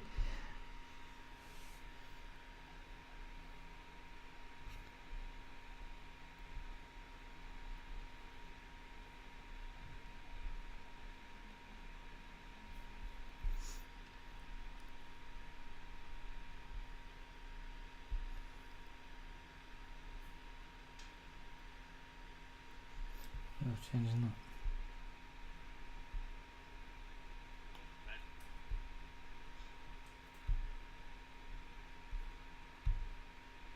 On the vino. Anything? Are we on red or white, Not speaking. Mark and Sam? Lee, talk to me, buddy. Or rosé? Nah. Hello? Shall I lose the headphones and just do it through the speakers on? Lee, just say something again. Hello? Can you hear me? No. Yeah, see, It's a We've problem lost with him. our headphones for some reason. I know. People can hear me, and people can hear Lee. It's just I can't. I'm not now picking up the audio feed. I know, I get it. Um, Strange. oh, Callum's saying, and Callum, it is a to great- Sam, I've it got is your a book, great Sam. kid's Kids book. love it. It's it is a good book actually, Sam. We bought it for Christmas for Spencer. It is a very good book. Not long until next one's coming out, Sam. Got to be another one on things. On the horizon. I have a book for Dad's coming out. Right, hold on. I can hear Lee. Can people still hear me? Just tell us in the comments. Can you still hear me, Lee? Yeah, I can hear you. People can't hear Lee though now. Can people still hear Lee or not?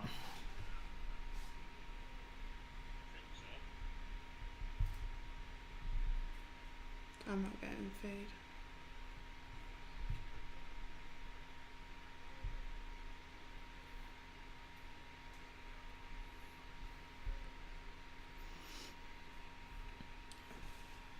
No, Lee's gone.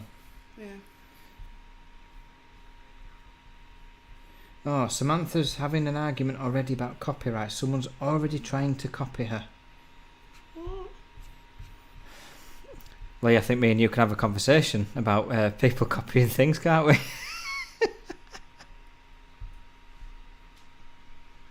We would be here for a very long time, Oh, he's gone. I can't hear him now. wouldn't we? Yeah, he's gone. Just totally. Hello? Hello? That is so bizarre because it's fine for everybody else. I know. What's going on? Let me get you some different headphones. Can you not hear me now? We're going to try some different headphones. See if that's the thing. Has Lee just totally Just gone now? sit tight, everybody. People can Let me turn it still back hear on.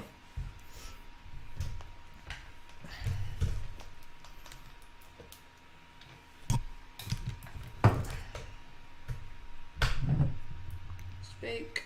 Talk to us, Lee. Hello? Can you hear me? Jason, can you hear me? I have no idea.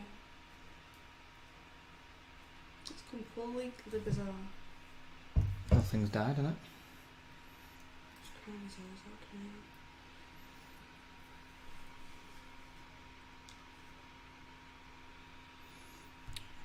might have to bin it. I just don't understand.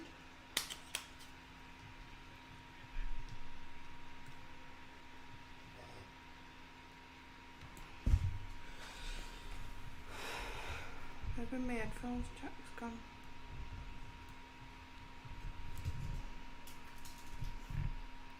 Is it still speaking? No. Just count to 10. Count to 10 for us, Lee. You. 1. I think that's what caused the problem last 5, time with the cracked 3. earphones. Yeah, I think that's 8. died.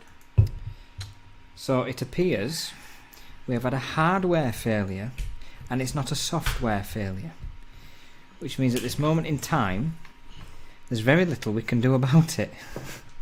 Hold on. We might Can have you still not hear me? a solution. Hold on. Bear with. We think. Are you still speaking? Keep speaking, Lee. Keep just ramble on for a minute while Soph's trying to plug things in places to try and make it work. Can you hear me or not? Can you actually hear me, Just keep rambling. Jason? I take it you can't. Can anybody hear me? Give me them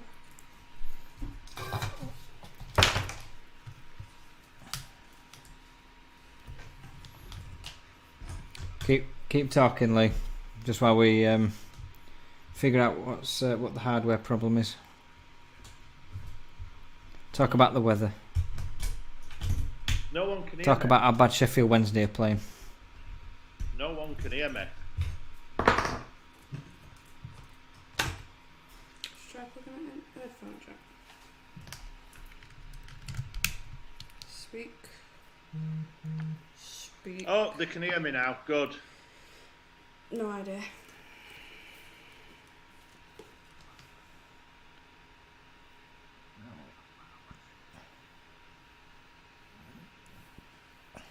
I don't know.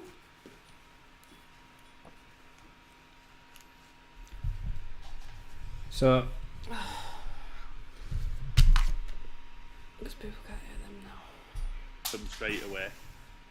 Doesn't sound good. But people don't tend to be original. They tend to like to copy. we might have to kill it. We've seen that over the years. People. Can we just go with? We'll just try one more thing. We'll try one more thing. If not, Lee, can you hear? Can you still hear me, Lee? At your end. I think some of the equipment we've been using, it's just decided to die. So we're trying to find a workaround. Speak again, Lee, please. Talk to us about it. Hello. Hello.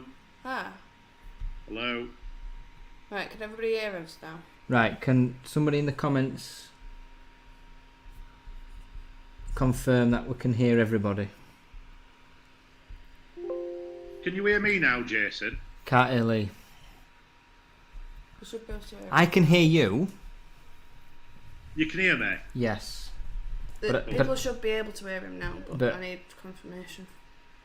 I'm hoping viewers can hear you. You could just ring him. Hello.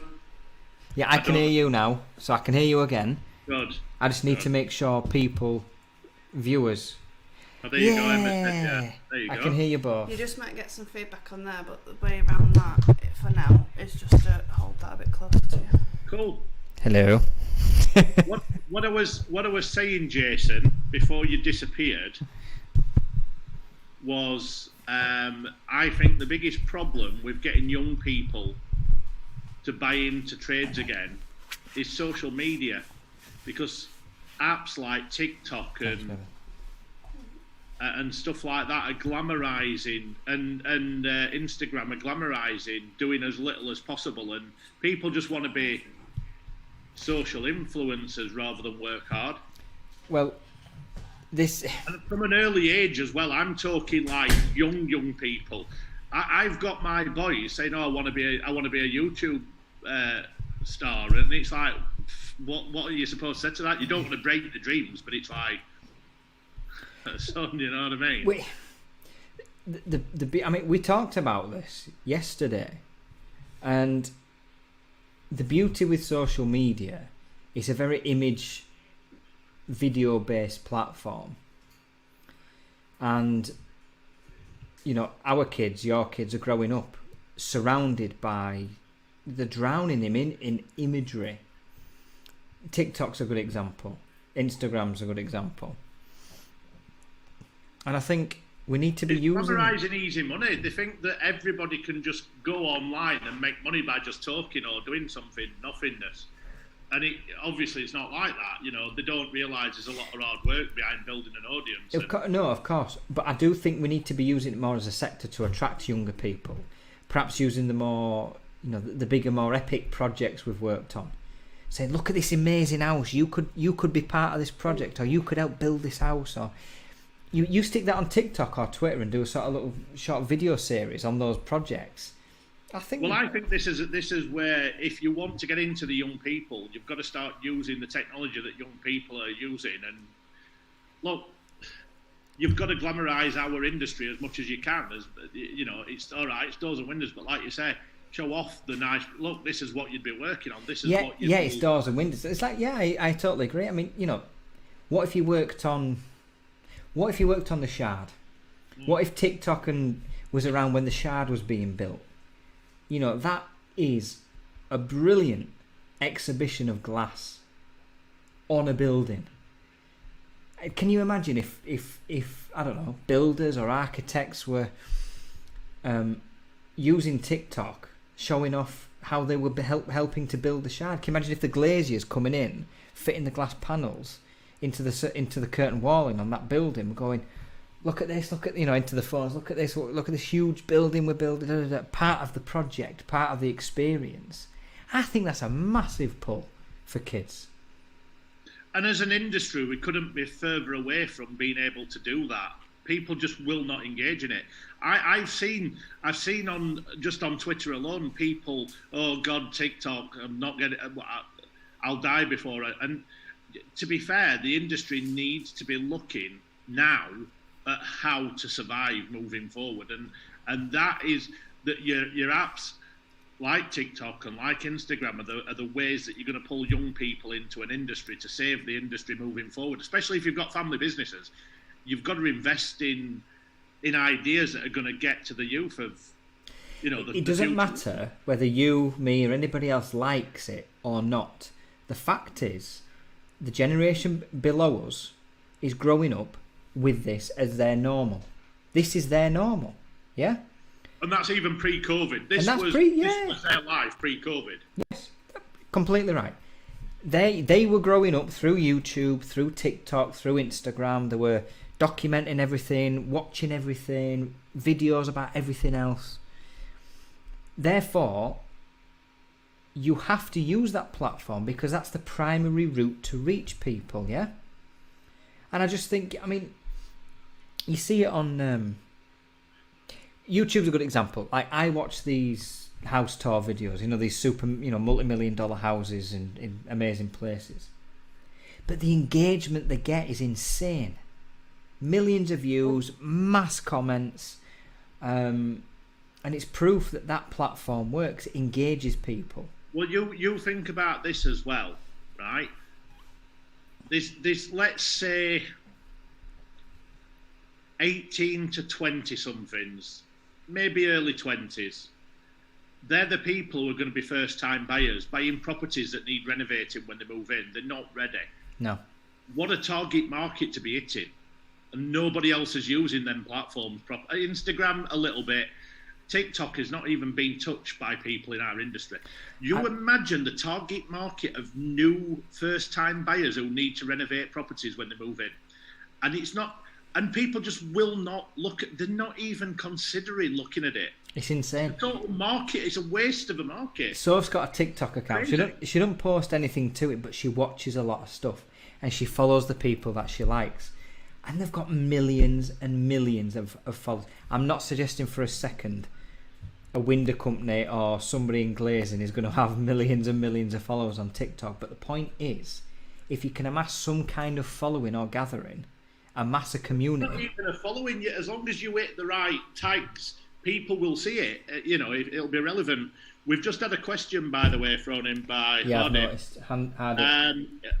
just to let you know, it's purely never virtual. been held at a live. It's a virtual. It's the first ever virtual trade show. It's all based online on a platform that's been built.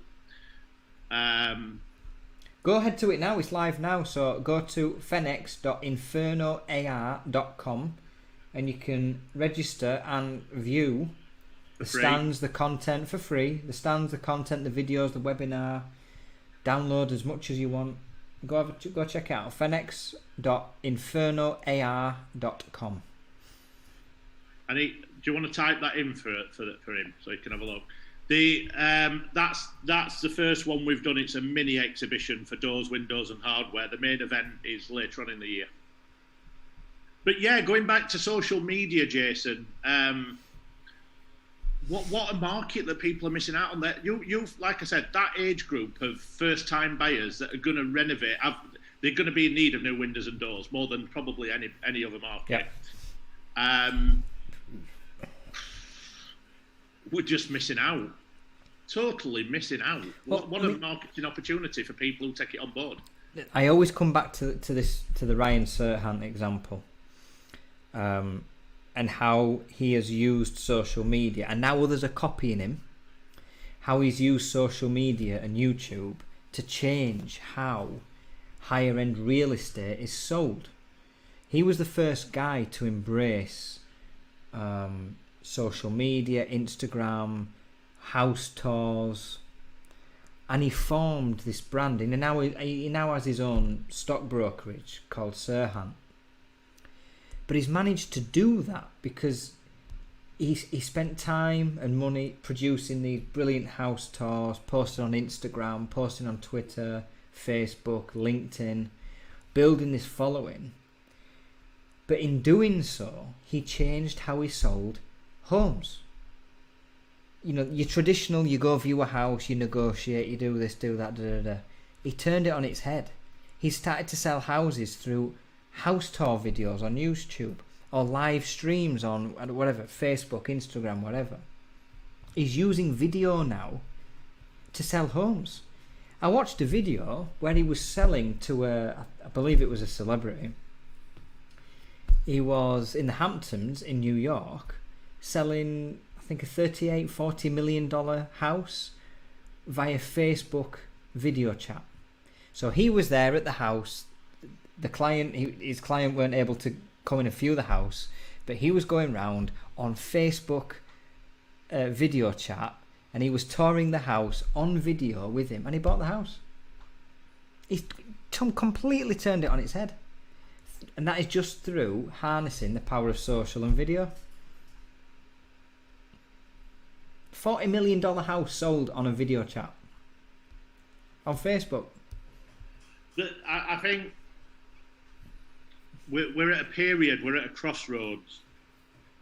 We're at a crossroads at the moment where it's split, where we've got a mix of very tech-savvy people, not just in the industry as consumers, and we've got a mix of people who are not. Okay? As people move through another generation of 5-10 years, that's going to change. There's going to be a huge shift in the buyer market, in the consumer end market, and if people do not start engaging now in tech, they're going to be lost.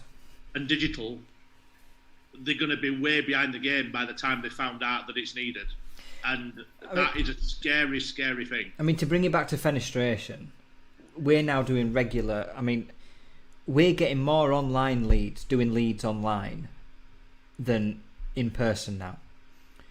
This week alone, we've had emails, we've had photos, we've had video chats with customers, PDF stuff being sent across to people. The buying habits are changing, and if we don't adapt to that, remember, this is the new generation coming through, the generation that's been brought up on the internet, the generation that is used to YouTube and TikTok and Twitter and Facebook and Instagram, Pinterest, where they're not necessarily bothered about someone coming out to sell to them because they already know what they want. They just want to get the job done. They just want to figure out what they want, understand the product, it's a good product, this is how it's going to look, and get it done. I think, especially for people who've got a long-term aim of stopping in the industry, if you're a supplier who's going to be here for the long haul, or if you're a family installation or fabrication company, you've really got to start doing this now, because you're gonna. It just sounds preachy, but the technology is moving so fast at the younger age group that when they become the buyers, which they are now, you're just Lee, going to get. we both know that technology moves faster than human beings does, yeah? Oh, massively. The pace of change moves quicker than me or you will cope with, yeah? It's just fact. Technology will outpace how we evolve.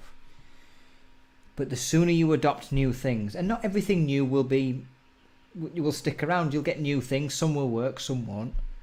TikTok worked big time. You'll get new things come along. Well, I'll give you an example of how the youth of today are so quick and what they do. And we spoke about this in an internal meeting about my daughter's friend. Now, she was 12 when this happened. She set up a YouTube channel, and within 3 months, she'd had over 1 million views. It's insane. However many tens of thousands, I don't know, whatever it were, 30 or 50,000 subscribers. In 3 months, 12-year-old.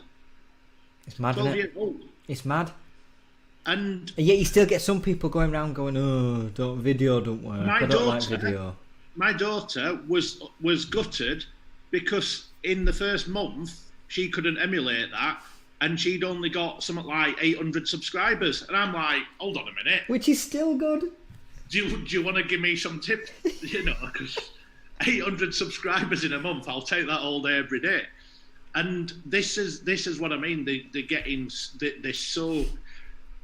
And on TikTok, I mean, my kids use TikTok, and I posted my cat. I posted Dave on TikTok because he was running around pool table knocking balls around.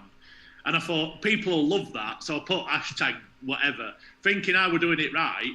And Bethany started laughing. She says, no one's going to view your videos. And I'm like, why? What's up? Because obviously I don't use TikTok myself. I don't. This is what got me thinking about how to use it. And but yeah, she says, oh well, you've got to hashtag and put this and put that. And Diane were laughing at me. She's saying, God, did you not know that? And I'm like, well, no, because we don't use TikTok for any media at the minute, but we need to. And they started saying, "Oh, you're not." And Bethany laughed. I said, "Well, I have. I've got 5 people like it." She said, "That's me and my friends because we felt sorry for you."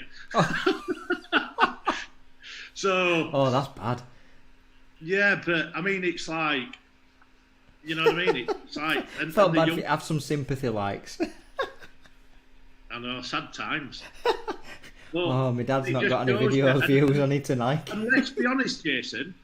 As tech goes, we're probably 2 of the most open people when it comes to using new stuff like that. Yeah. We'll use it, but we're not using it yet, and that is a missed market. It is, because again, it's all about the generation before us. I think this is the thing people miss. Whilst you need to focus on the people in your generation, you also need to focus on the generation coming after you. And the generation coming after you will always be more technologically advanced than you. Spencer, I mean, God knows what he's going to do. I mean, he's only 19 months old. He already knows how to scroll through my phone, find which video he wants, find Peppa Pig on the YouTube Kids app. Yeah. He's 19 months. Yeah. And he knows what he's doing. I suspect when he gets to 18... Now we're eating mud at 8 years old. Say that again. So I was eating mud at 8 years old. I believe you. I believe you. But can you imagine when he's 18, 19, we're probably not going to have phones or laptops anymore. It's all going to be voice activated, screens popping up from everywhere. We won't have devices. Everything will just be voice activated. But he's growing up in this transition between augmented reality and voice control and sort of hardware that me and you are using now, your phones, laptops, for example.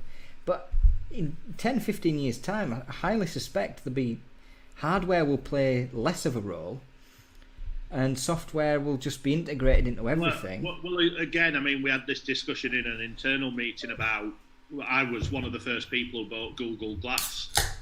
one of the first 500 when it were in test phase, and even back then, and I'm talking, oh God, well that I don't know when it were, 8-9 years. 8-9 years ago, definitely. Yeah, it's when you Time still had ago. my trade.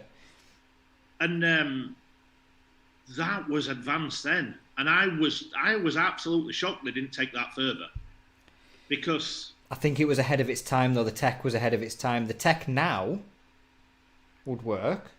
well they're looking at it again. Everyone's looking at it. Microsoft and a couple of others, but even back then, I remember using it thinking, this is what everything's going to turn into. It's going to be literally you're looking, and it was nothing. They just looked like a pair of, all right, crap sunglasses, but they looked like sunglasses. No one would have known that I was looking and I could record whatever. I was going to say, you could record everything you wanted. I think it were privacy issues eventually, but I could record as I was walking around. It literally, and the reason I started looking at them, and I was one of the first few to get it, is because obviously, I was starting the video side up at that point. And again, it were the early days when hardly anyone in this industry were using video, and I was trying to drag people kicking and screaming to make video. And for me, being able to walk around and, when you do factory tours and go on open days and put a pair of glasses on and film it and film the processes so people can see that in press and media, you think about what that does. You're not holding a camera. You're not walking around trying to film and got a crew and lighting. You're actually walking around and you're filming it while you're looking. You're getting an actual person's point of view, though, as well. That's the thing. You're not looking at a staged shot. You're looking at what that person's viewing. And I can't even imagine when they start doing it again what technology is going to be behind it. It'll make Google Glass look Neanderthal-like. It will be so advanced compared to what you used at that point. But I tell you where I think part of the industry gets it, and I tell you the reason why is, did you notice, and the point I made on the Friday last week was the quality of the videos on the stands was insane. Oh, they've definitely gone up. They've gone miles and miles. Endurance is... Did you see? I mean, well, you did anyway. I know you did, but the endurance video about their door was like an opening to a film. A few years ago, we weren't even close to that quality of video. Not even close. No. Now, you've got, 9 out of 10, 10 out of 10. I mean, sparkling. I mean, De Koenig's videos were great. De Koenig launched their virtual showroom at Fenex. Did you have a look at their virtual showroom? Well, yeah, I mean, I'm a big advocate of that. We've been doing virtual showrooms, as you know, so they're absolutely fantastic. I mean, we're actually looking at the next steps now with the augmented reality showrooms. We've been talking about it with someone today, and it's frightening how quick things move. I mean, talking about dragging people kicking and screaming to make video 8 years ago, I'm now going through that again, saying, video's now all that. You need to be into augmented reality. You've missed that. It's straight onto augmented. Well, we've now just got to grips with using quality video. That's going to start getting sideswiped. This is what I mean. This is what I mean by technology. It outpaces change. I mean, by the time you've got used to one new thing, you're already done. See ya. Something else. Mark and Samuel back this up, and I'm sure there's other people who've used it, but the CGI videos, and there's a couple of people who were exhibitors who've done them at Fenex. Have you seen Brisant Secure's AR breakdown of their cylinder? The Ultian cylinder. Have you seen it? Yeah. I mean, look, you can even get into the minute detail on the springs used within the cylinder barrel. For me, my feelings on this. I've been looking at augmented reality and virtual reality for about 4 years. I've been researching it. The uses of them weren't brilliant, but now we're getting to the point where there's practical uses and people can really get deep into it. And we've got big plans, content-wise, on the, what we do as a company for both the media, the exhibition, but also from me on a video point of view. There's so much that you can do now with the 360 capture, turning it into... Well, Sam's just saying, so Thermosale, they've got a new CGI coming out soon, and she says it's brilliant. Yeah, I know they've been doing it for. We were talking to them about CGI 4 or 5 years ago before it was even. But the CGI is. I mean, obviously they've got a new one coming out. Brissant's got one. Is not only for your own personal curiosity. You know, you can zoom in and get into the serious minutiae of the product. But if I put my installer head on, and I've got a customer or a homeowner who is particularly interested in security, and they want to understand why we do what we do, why we use the Ultian cylinder, for example, I can just point them to that AR Brissant have got a web page, and it's all set up, and you can go to that, you can zoom in and explore it all. But I can point the homeowner to that and go, right, go to this site, go look at the augmented reality, and you can get into the super fine detail. And what that allows the homeowner to do is to physically understand how it works, why it does what it does, and then they come back to me and go, yeah, I get it, it's a good product. That makes my life easier if I'm selling to someone like that. If they can get into the inner workings of the product and then they understand it better, the argument's won. Well, as you know, with the software company that we're now integrated with, we're going to be helping them on reselling for augmented reality options, and obviously the people who've seen the demos. If there's anyone out there that hasn't seen them, you need to be speaking to us, because you'll be amazed at what we can do. Yeah, if you want a demo, if you want a Fenix demo with AR, it's seriously cool. It's phenomenal. If you haven't seen it, you need to be having a look, because put it this way, you can sell through the software. You can sell directly through the AR software. That is how advanced it is. But it's companies. You look at what IKEA use it for their catalogue. You can actually get the furniture sat at the side of it, put it in place. This is what we're using. You know, this is the same software. The company that we're working with work with Dyson. They work with some big multinational companies. A lot of big companies in America. They're doing the virtual TED Talks. They're at the top of the game, and they can literally pretty much do anything. They've got an app now, which is going to be the next big thing for concerts, and I've got it on my phone, but I've only got test ones at the minute, where I've played with that. You can have people.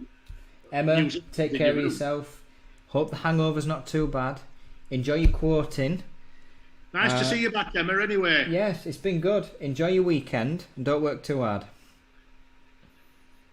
But that music app where you can actually watch people, and that's where you think of that now. I think you're going to get some big concerts going off. You know, like your stars who can't do big concerts at the minute, virtual concerts, charging people. Abigail Adams at Northumberland wants a demo.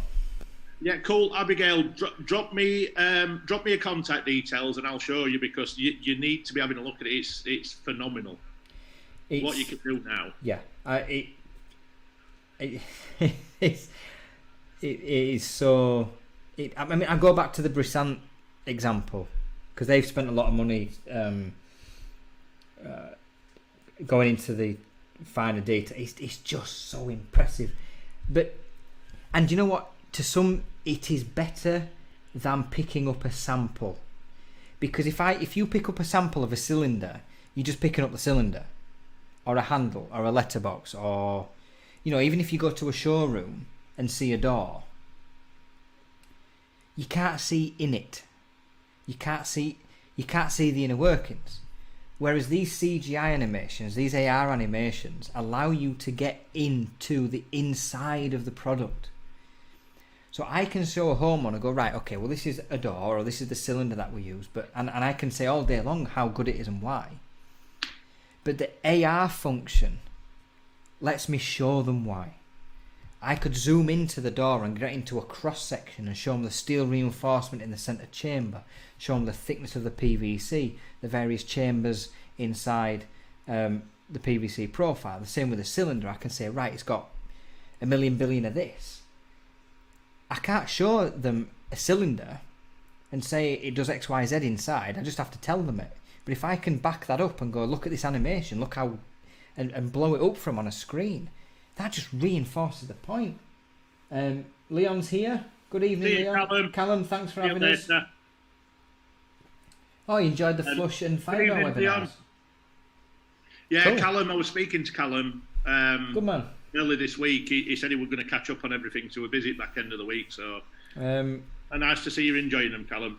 Thanks for having a look, pal. The webinars were well received. They were a big part. They were a big feature. Well, we got some good speakers, didn't we? Let's be honest, and every one of them was well everyone received. Was a leader. You had Nathan at ODL Europe, the MD. You had Nick at Brisant. Everybody knows Nick and his skill set. Alan at Masterframe, who's about as knowledgeable as it gets. Debbie, the queen of colour. She knows what she's doing. Simon at VBH, running one of the biggest hardware companies in the world. John Samuels at Masterframe as well. I mean, anybody who knows John, I know him personally. He's an absolutely, he's a very knowledgeable, helpful person. Everybody loved the webinars, as far as I could tell. And De Koenig as well. Rob and Chris at De Koenig. We talked about Flush and Colour, two of the biggest growth sectors in the last 10 years. So not bad for a show that cannot be named, Ellie. Yes, the show that will not be spoke about in some quarters. We're like the Voldemort of the Harry Potter world. It's all like they really don't want to mention the name at all, do they? But it's like Fight Club. What's the first rule of expos? Don't talk about expos. It's amazing. The thing is, though, it's just going to be shoved right down everyone's throats from now on. So you can't. You're going to hear it whether you like it or not, and it's going to be there whether you want to acknowledge it or not. It's a bit petty, but hey-ho. Abigail, I remember those business cards, those AR business cards. Oh, I remember those. When they popped out, it almost like an old video game, yeah. And AR's been around a long, long time, by the way, and VR. But the practical uses of it have never really been realised. Agreed. Day to day, it's more been for fun. It's like silly, quirky things it's been used for, but now it's coming mainstream. People who've had the technology have not used it to its true advantage, and yeah, like you say, business cards and it was mainly used in gaming and yeah, quirky little animations and stuff like that. But it's coming towards product now heavily. It's very heavily in products. But it comes back to the example of Brisant, And I speak to Nick regularly, and he was telling me about this, and when I saw it, he sent me animations of it, and the cylinder, you can just blow it right up and get right in the middle of it, and you can see such a high level of detail that you can never actually achieve with a physical sample. Lee, if I put a cylinder in your hand, you can't see the inside of it. You can't actually understand how it works or see how it works. Yeah, all the cylinders and the cams. There's all sorts of practical uses for it, though. Now it's not just product either. You can use it for training. There's a lot of companies using it for training and for sales, even. Which is a lot of what we're demoing. It's the amount of stuff you can use it for now. It's not just looking inside a product. It's actually it's got much wider range of use in business now. And that's the mistake we were making. And to be fair, it's the mistake we're making now, in that new technologies like TikTok, for example, TikTok exists and it's there, but we're not using it to our advantage in the same way that we're only just, like Abigail's saying there, AR's been around for years. I think she liked us rant about 2 minutes ago. AR's been around for years, but we're only just figuring out now the practical applications to business and how it helps us do our job. Well, this is where we're at now with TikTok. TikTok's been around for a while, but we won't understand because we're slower to adapt than the technology is. The practical applications to help us do our job. Well, the hardware companies will understand where I'm going with this, and I think I've said it personally in meetings to hardware. Yeah, I'm just going to let you talk for a minute or two. We'll be back.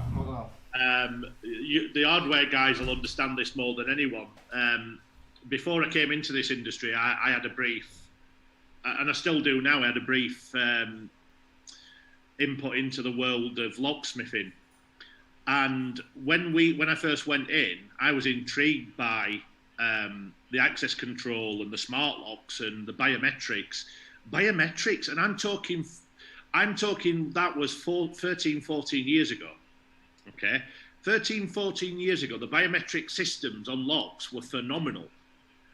And I can remember companies like TLJ showing me their locks, and I was thinking, why is this not being used widespread?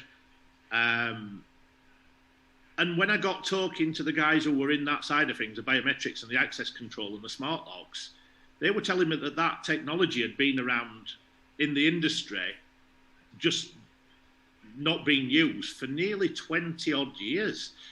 And for me, that's crazy, because what an upsell. And people now, you look, you've got your Kubu and your Yales and all the smart locks now.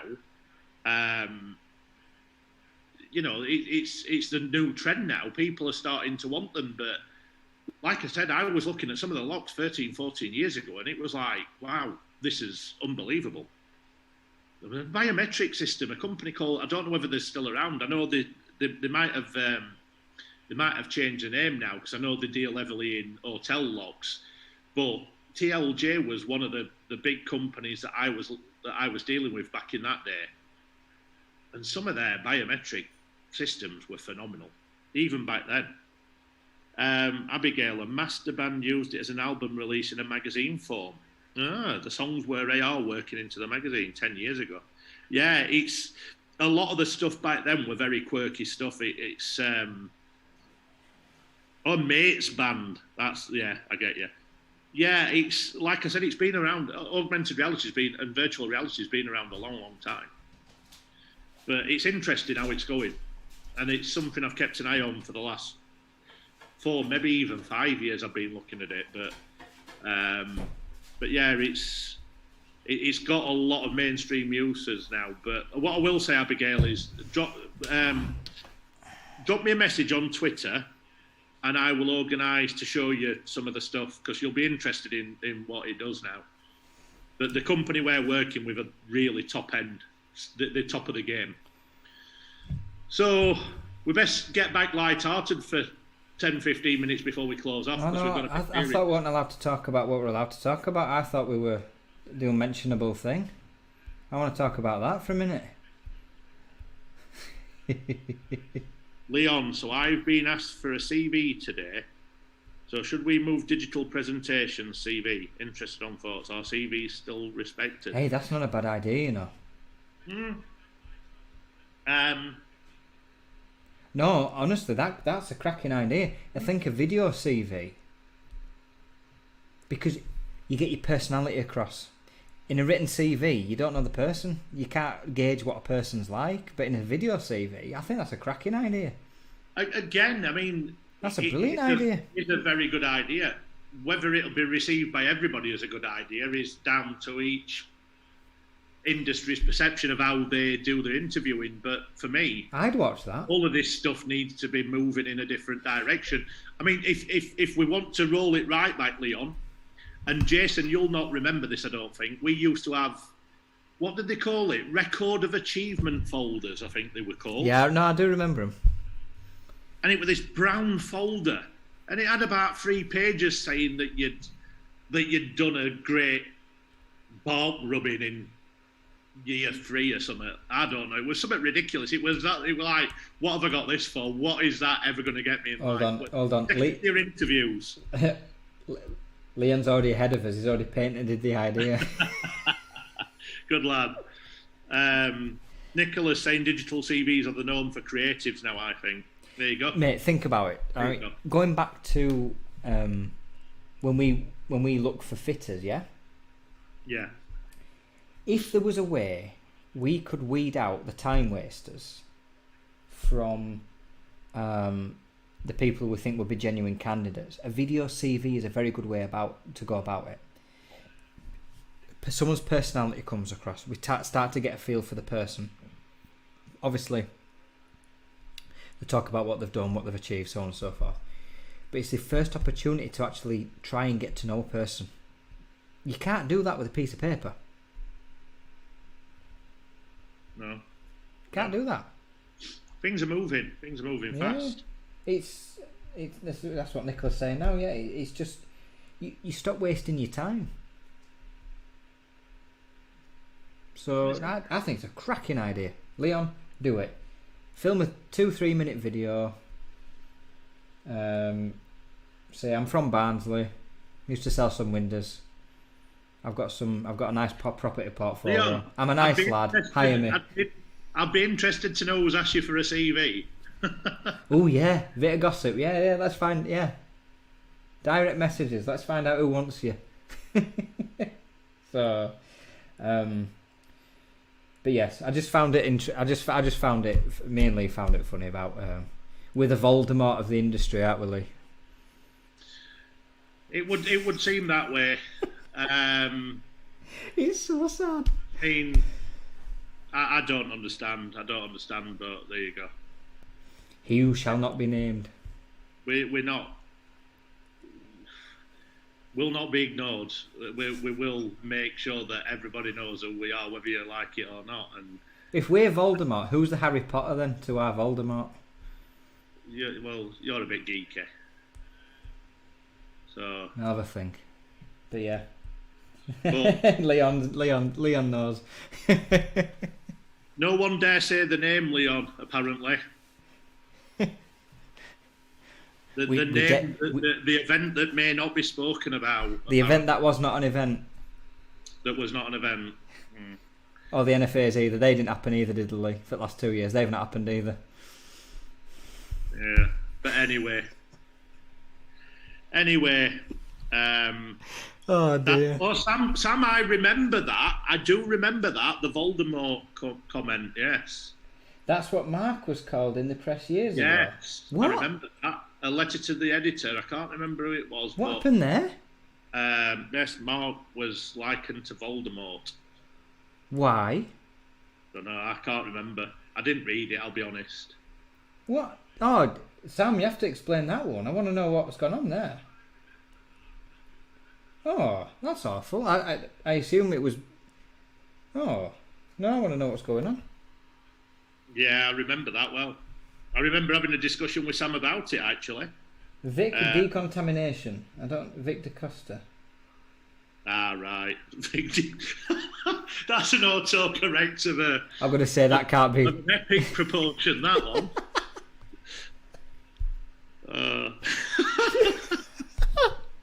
That's brilliant. That is when autocorrects come at the wrong time. Accused Mark of making up our figures. Ooh. Right. That's terrible. That's awful. Swiss Space are trying to credit us. You see... Do we go here, Lee, or not? Because I feel like... No. I think we know that... I mean, we could, but we know... And I think our clients will know after we've spoken to them after the shows.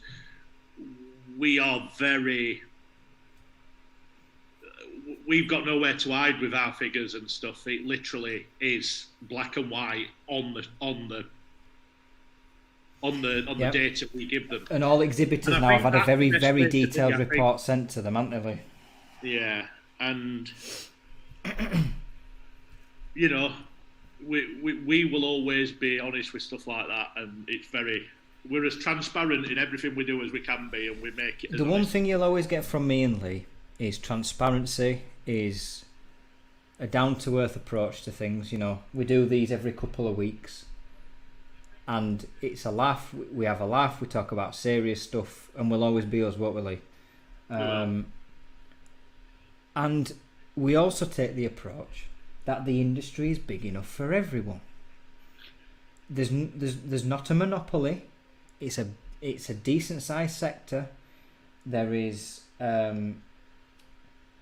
plenty for everyone to go at to be successful. And the one thing we'll always do is to treat everybody with respect. Everybody with the respect and dignity that they deserve. We may not always get it back. And that's okay, but that's somebody else's fault. That's their problem to address, not ours. Even if we do find it funny on occasion. And we're here to do as good a job as possible for as many people as possible, and if we can help the industry in that manner, then we will do so. And if you want to autocorrect is on it's going haywire everywhere. It's all your Apple stuff. Auto-corrected. We're getting auto-corrected. And all I say is, if you want to go Fight Club on us and do it that way, or treat with the Voldemorts of the sector, then that's okay as well. But that comes off worse on you than us. So there we go. What's Abigail saying? I think she's going back to the CVs about it's a good idea, but sometimes not everybody is great on or confident on a video. No, and this is true. Autocorrect's skewing some comments here, isn't it? Well, you know what I'm like with autocorrect, especially on my phone. I send some really weird messages sometimes. I don't understand half of what Lee says. It don't make any sense. So there we go. Sorry, you wanted to end on a lighter note. Sorry, go on. Yeah, I just think we should bring it back to more light-hearted stuff for the last 10 minutes or so, because we're going to end up in 10 minutes. We're doing an hour and a half, so... Is there any Scottish people here? Because England v Scotland's on tomorrow. Yeah, rugby. I'm not a massive rugby fan, as you know. I'll watch it, but it doesn't excite me. I know there's a lot of people who like it. Oh, Lee. But yeah, no. And Sam, you're right. I don't think it's the right thing to do, and we'll never do that. But unfortunately, it happens quite a lot, which is a bit sad, really. But anyway, no. On a lighter note, rugby. Who do you think's going to win? Who do we think? I think Wales usually perform, no matter how good or bad the team is. They seem to be up for the Six Nations. Wales have been crap last year too. Yeah, but they always turn up for Six Nations. They seem to want to win it. Even time. In Six Nations, have not been.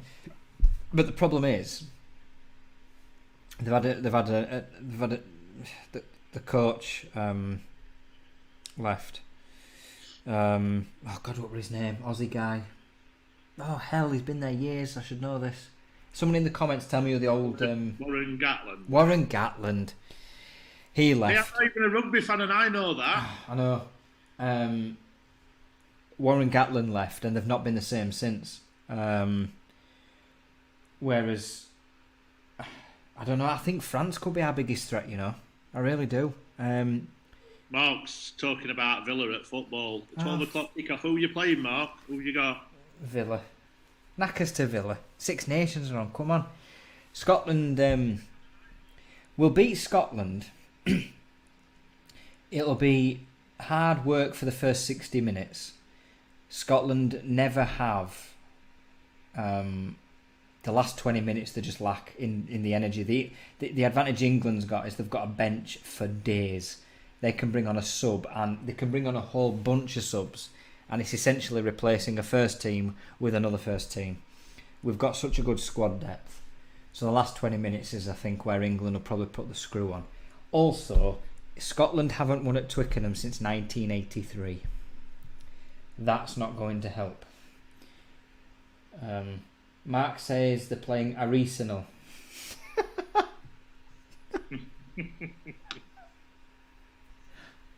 Never heard of them. So I think England will beat Scotland.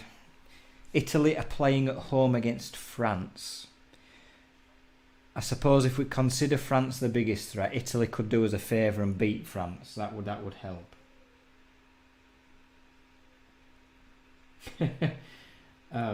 Leon, I always follow England in any sport, always will. However, I constantly get let down. No, that's normal supporting. I don't know. I don't agree. I do. England, no, in the cricket, England have been pretty good for the last couple of years, and England's rugby union, other than losing in the final to South Africa, we've been pretty solid, I think. Football, we got to semis at World Cup. I don't know. I'm going to cause some controversy again, and I'm going back pre-Christmas. But Leon, I disagree with you there. When Lewis Hamilton were off, and what were his name? George Russell. I feel like that's the right name.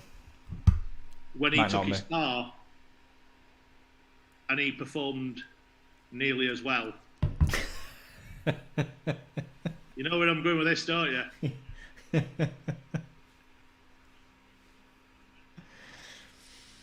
Oh dear. Are we going to go there or not? Who's going to win the fastest car in the Grand Prix? Anyway. Cricket is posh Barnsley rounders. Hey Leon, don't be dissing cricket in Barnsley, pal. Old Dickie Bird. Oh God, yeah. Hero.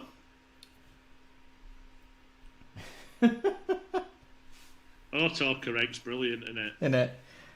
It's not until 4:45. Yes, it's George Russell. He did break down. Yeah, he did break down. There you go.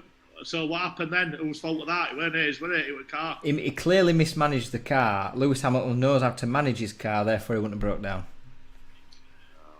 Never going to convince me on this one, I'm afraid. Now the motorbiking side, I've got a different respect for. Go on. I just think it's more down to skill on that. Why? Because it is. Whoa, that's not a defence, because it is. Riding a motorbike at that speed is completely different to fucking wait, hold on. So driving a car at 200 miles an hour is somehow... Oh, anybody could do it. Not a bean, mate. Not a chance. No way. I said it's more about the car. With the bikes, it's more about the rider. Absolute rubbish. Sorry. You've I mean, Mark and Leon will back me up on this. A MotoGP there's a lot of skill involved. Racing cars, I'm not saying there isn't no skill. What I'm saying is the cars have the biggest play in it. And you know my theory on that. You put Lewis Hamilton in the worst car and see where he finishes. I don't agree. But there we go. Why do you think Lewis Hamilton won't? Right, okay. Let's petition for Lewis Hamilton to race next year. Let's petition like that'll work. In the worst performing car, and let's see where he ends up.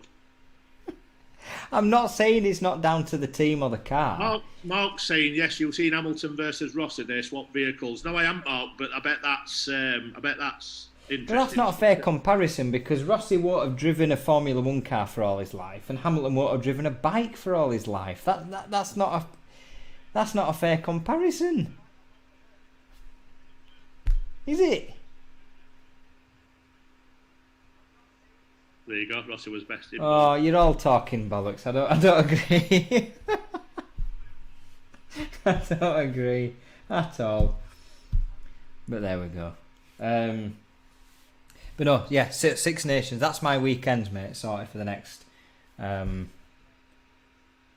finishes in April, I think. They have a couple of breaks in between. But yeah, that's my weekend. So I'm just gutted. In normal times, I'd be going to a pub tomorrow and spending the afternoon. Spence would have babysitters, and me and Sophie would be going to watch Six Nations in somewhere warm and cosy in a pub. That's what we'd be doing. Does Sophie like it then as well? Not as much as me.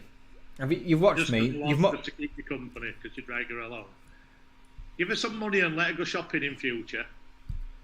Where to? There's no shops open. They're all going to be out of business anyway. In future. There's, I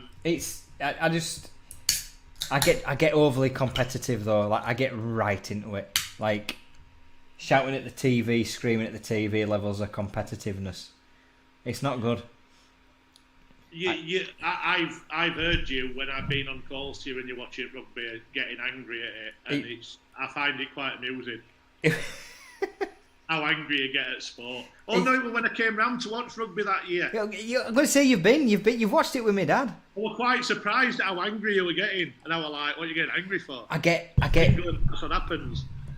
When I watch something, I am fully engrossed, and that's a problem because I get too emotionally attached to the outcome. And then it ruins my week. I was surprised at your reactions watching the game. And then it ruins my weekend. But I've got to say, since Eddie Jones has took over at England, his winning record's pretty good. I've been less stressed since he's been in charge because we've won more. So I'm not so... You see, I get it because I used to be like that with football with Sheffield Wednesday. But now, I'm not... I've mellowed out. It's almost like it's like tomorrow. So I mean, for people watching, so this is the schedule for me tomorrow. We have a Fenex team meeting tomorrow at 1. It's not a team meeting, so we're not talking about work. It's just a catch up in it, like with the staff. You know, we'll have a couple of beers and we'll have a laugh. And then the sport starts, and then I'm like, boom. So I'm praying for an Italy win over France tomorrow because I think that's why you've put them things on your hands. You're getting ready to. You think you're going to be messing around, pretending you're like playing rugby in a bit, aren't you? When we finish this, imitating rugby. Oh mate, honestly, I love it. Abigail, Italy will get beat. I know. That's why I'm saying I'm praying for a win. Italy are just the whipping boys. This is what I don't get about Six Nations. This is where I think Six Nations should expand as a competition. I think it should be 2 levels. I think you need your upper level European teams, and I think you need your lower level European teams. And I think, and you split into sort of 2 groups of 6, and you have England, Ireland, Scotland, France, Wales.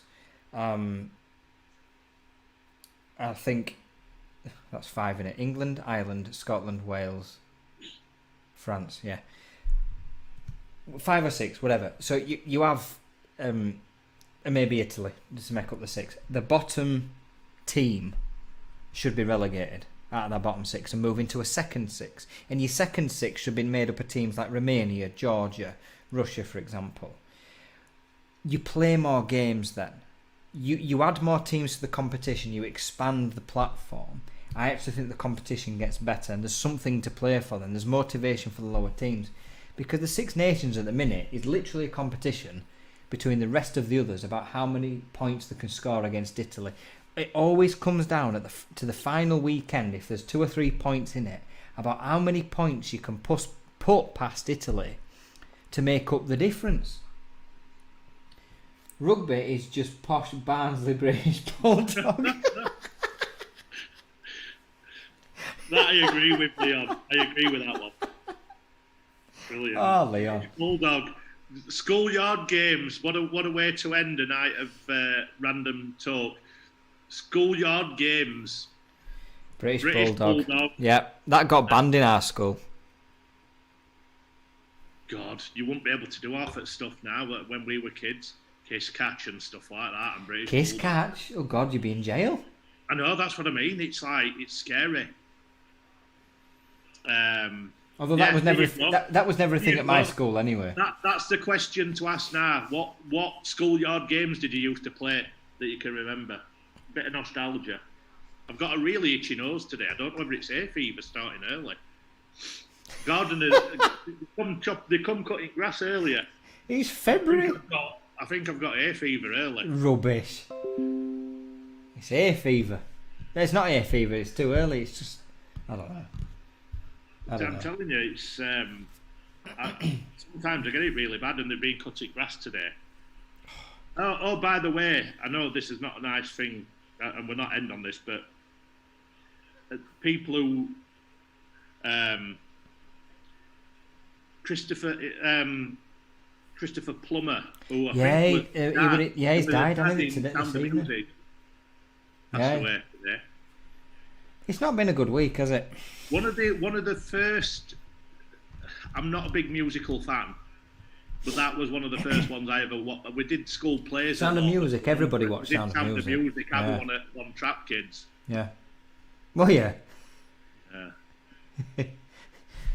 We're singing. We're never good enough at acting to get one of better parts in school plays, but we're always medium. You know, like one of the main, but not the main. And I always used to want to be main character. But we had, when you're at school, and you have them 2 or 3 people at, like, there's a couple of boys and a couple of girls, and they've been to every drama and dance class ever. And it don't matter, they could be the worst in the world, but they always get best parts because they're the it people. The classes. Yeah. Or they have pushy parents. To be fair, one of them I remember. It was a girl. In fact, I know a family really well, and they're lovely, absolutely lovely. But she ended up dancing professionally in shows in Isle of Man. Right. Quite lucrative deals. It were like high-end stuff. But they were so deep into it. They were like proper professional at like young ages. But you weren't gonna. I felt sorry for all other girls because they were never gonna get best parts because they were, they were always gonna get them. But they're a lovely family. I still know them now. Speaking of Isle of Man, in fact, one of my best mates is it's her partner now. Really? His partner, sorry. Yeah. She's lovely. Isle of Man's COVID free, by the way. Yeah, I know. They are completely. There's no restrictions. No masks, no social distancing. I mean, it helps if there's only 4 people live on an island, like, but they're completely free. Abigail, you go ride a motor with your knee and face 6 inches from the tarmac and find out how much margin for error there is. Yeah, I'm not saying biking's a piece of piss. I'm not saying that in the slightest. Stop slating MotoGP, Jason. No, listen. Listen. Ridiculous. Lee, do you remember, what was his name? Oh, God. The driver who nearly died in that in the F1 crash just before Christmas. Oh, yeah, that was horrible. Do you remember? But look how safe cars are, though, when he gets out and walks out of that. Yeah, he walked out of it, but even if that was 10 years ago, he would have died. But he still managed to burn all his hands and his feet. Because he was stuck in the cockpit. Did you listen to his interview afterwards? Yeah. He was stuck in the cockpit. He didn't just walk out as if, oh yeah, I've crashed and I'm on fire, but I'm okay. It took him over a minute to get out of his cockpit because I think But the fact he could even get out in one piece is a miracle compared to what it. Yeah, and if you notice the car, if you looked at the car when it crashed, the cockpit was completely separated. So the cockpit in an F1 car is its own sort of cocoon of a safety system. But let's see you do it. Oh, I'm not saying I can. You're all taking it too extreme, man. You're not listening to what I'm saying. I'm not saying I could do it.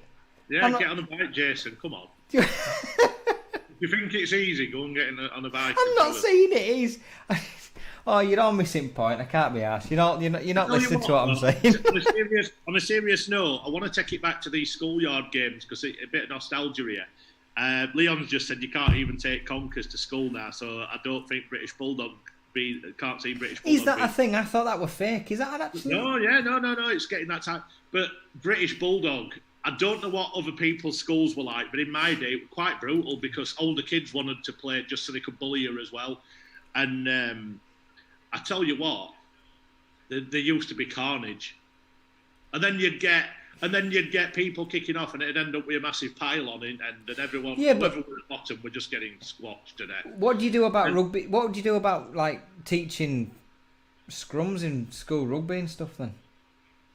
Well, they're trying to outlaw it. I mean, in my earlier working days, when I came back from abroad, I worked in sports insurance, and the amount of broken necks from scrums for kids.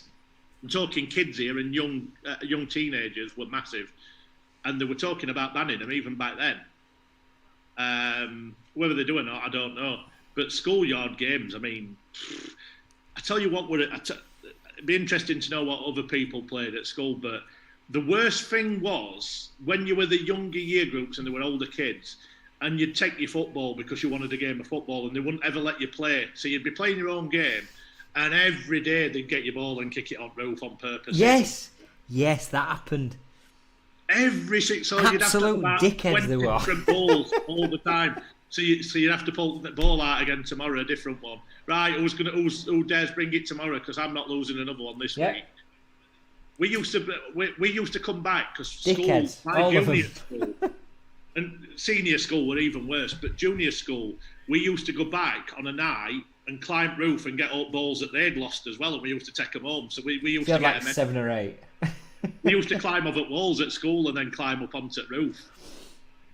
Mummy used to go come back with tar all over my jeans. And that happened at our school. You had bigger kids. You bring, like I say, you bring your football to school. You have to play. Then bigger kids would join in, and then they'd twat your ball on roof or over fence or over, and that was it. You couldn't have it back.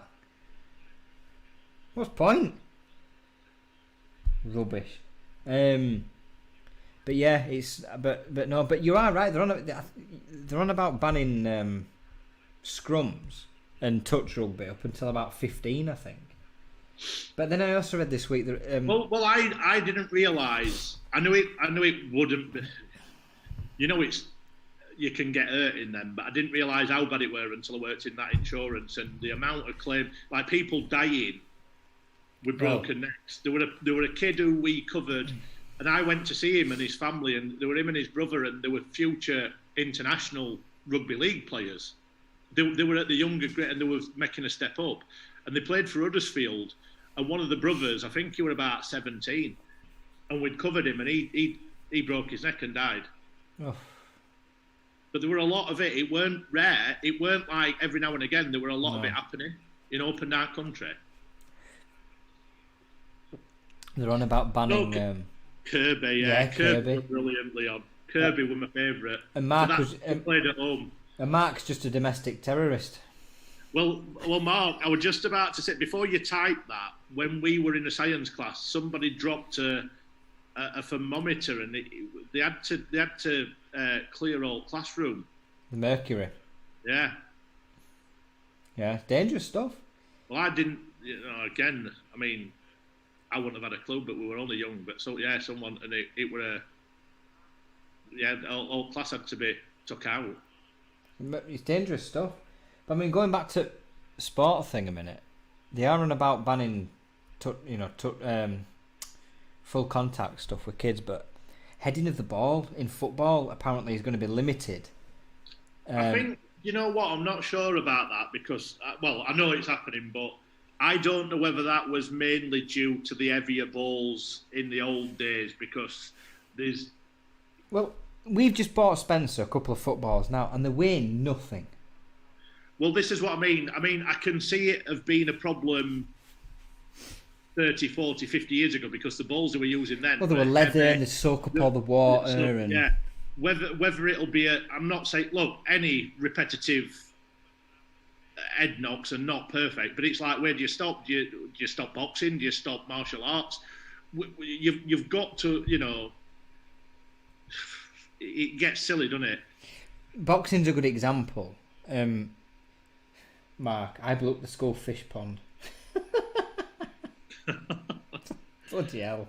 But boxing, I was listening to a radio interview with a boxer, and they were talking about rugby and football, and they were saying there was a campaign in was it the 80s, 70s or 80s, where they tried to get boxing banned because they thought it were dangerous. But boxing also, and this goes for all sport, it provides a social crutch to a lot of people. You know, if you get rid of boxing, for example, there's loads of troubled kids. You know, if they didn't have boxing, you know, they'd be on the streets and they'd probably into bother. Well, boxing, you can't ban boxing. Well, you look at the and this is a prime example in Sheffield. Again, I go back to my insurance days, and Sheffield is famous for it. Brendan Ingall's gym, bless him, he's gone now, he's dead, but his son still runs Ingall's gym.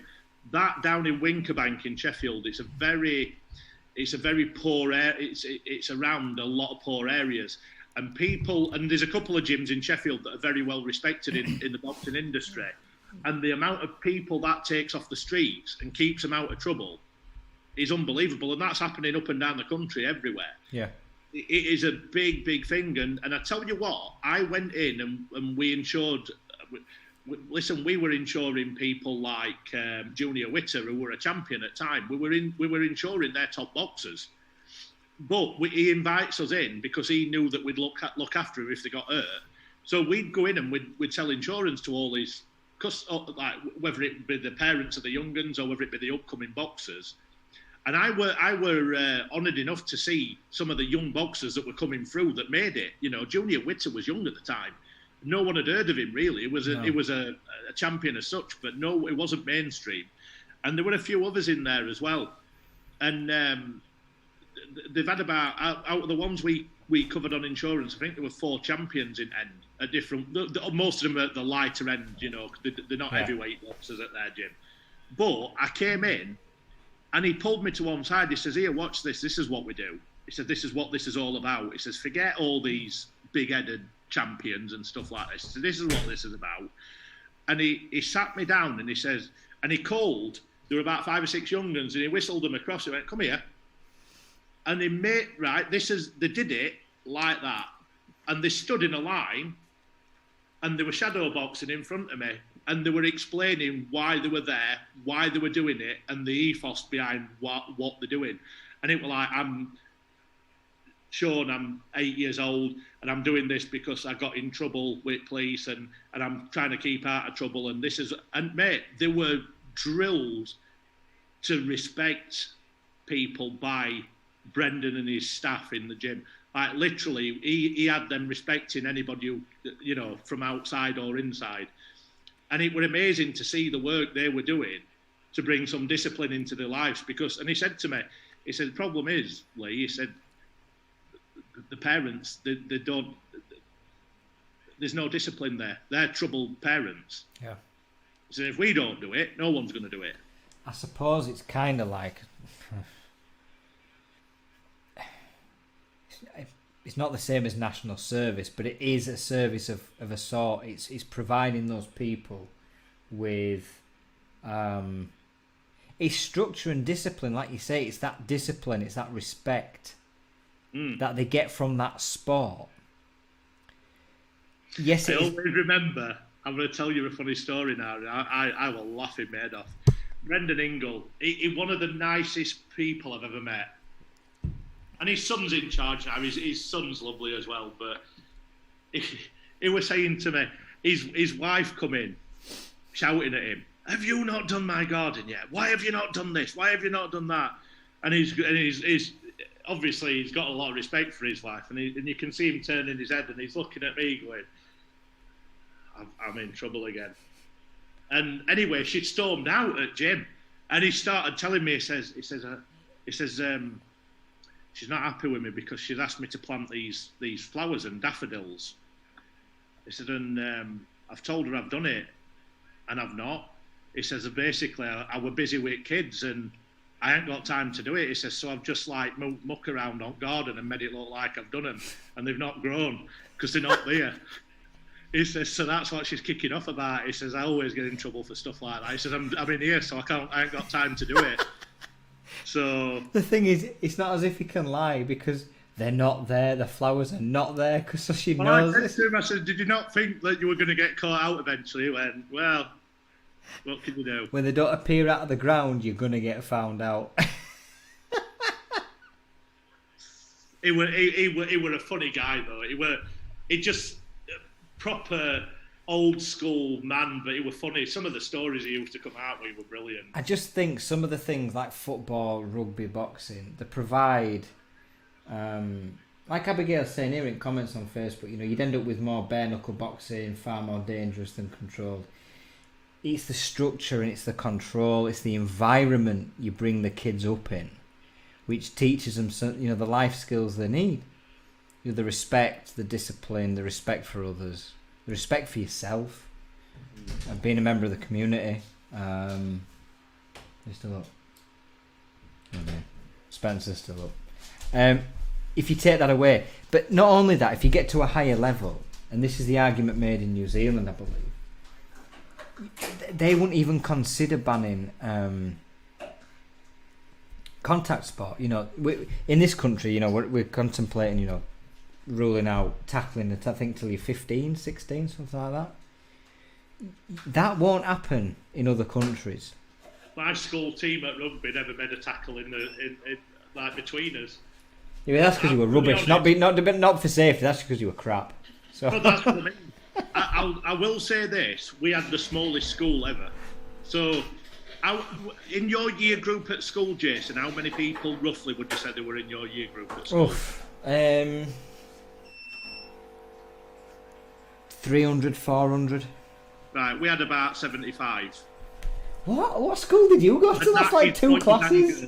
So that's boys and girls. So that's when you've not got. We had the only we had some mixed sports. How small was your school? Very, and you look at obviously when it comes to sports teams. Yeah, but still. When it comes to sports teams, and it's just male sport, you've got half of that, and it just you couldn't we're always struggling. We were good at athletics. We had some decent athletic people. We were decent at tennis. Hockey were mixed sports. We had a strong team at hockey. We had some really class hockey players. I was very good at hockey. But when it came to, I played for the year above at football. But I started playing for my year at first. We were just getting leathered. Football, rugby, and cricket were just abysmal because we were playing schools that were 5 and 6 times bigger than us, and we didn't have a prayer. You're not gonna. Yeah, I was in the school league at cricket. I love cricket. I used to play cricket. The biggest mistake I made. So we used to live in Bradford, and we moved to Wakefield, where we are now, when I was 11. And I used to love playing cricket. Me and my dad played cricket all the time in garden. And we said, we'll join the club. When we move, we'll join the club. We just joined the closest club where we lived. It was Renthorpe Cricket Club. The biggest mistake, we should have researched it.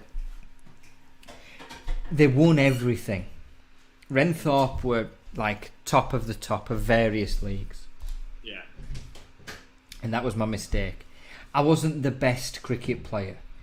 I could bowl a bit of spin and I were alright. And I could bat a bit and I were alright. I were a good catcher. I just enjoyed the game. I wasn't the peak of... I wasn't tip top, I wasn't top of the class. I was just an average player, but I just enjoyed playing the game.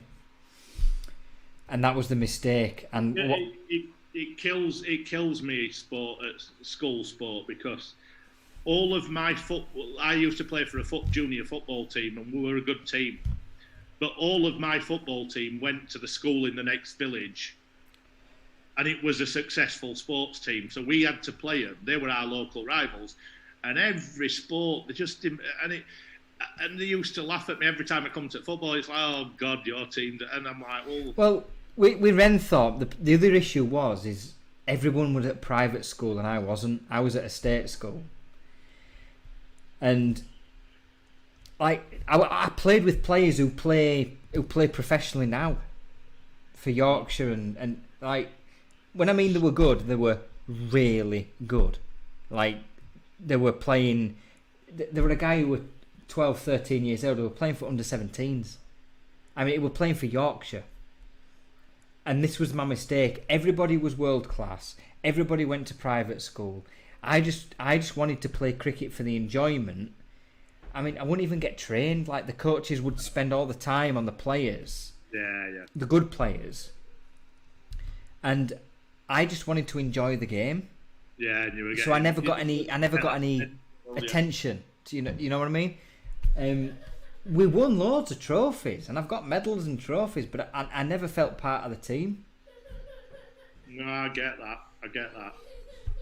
It's I tell you what, I used to be very good at the hand-eye coordination, things like tennis and hockey and rounders. Leon keeps saying rounders. Oh dear. We've got little Spence. Can you hear him? Yeah. Oh dear. Night.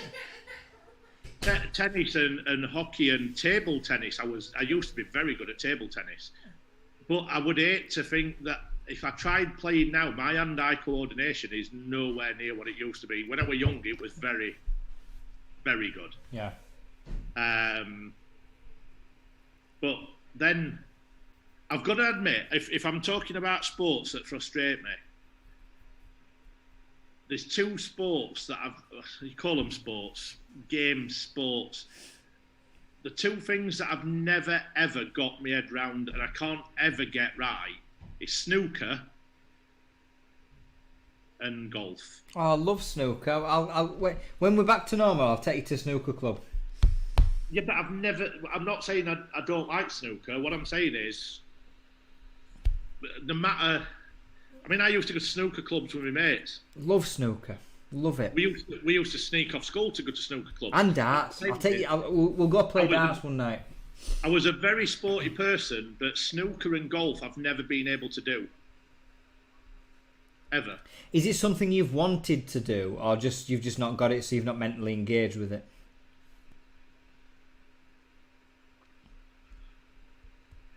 I don't know. Because it's... Oh, so, Sam, I like snooker and pool. When I was single, I were bloody good at pool. I were like... Because that's...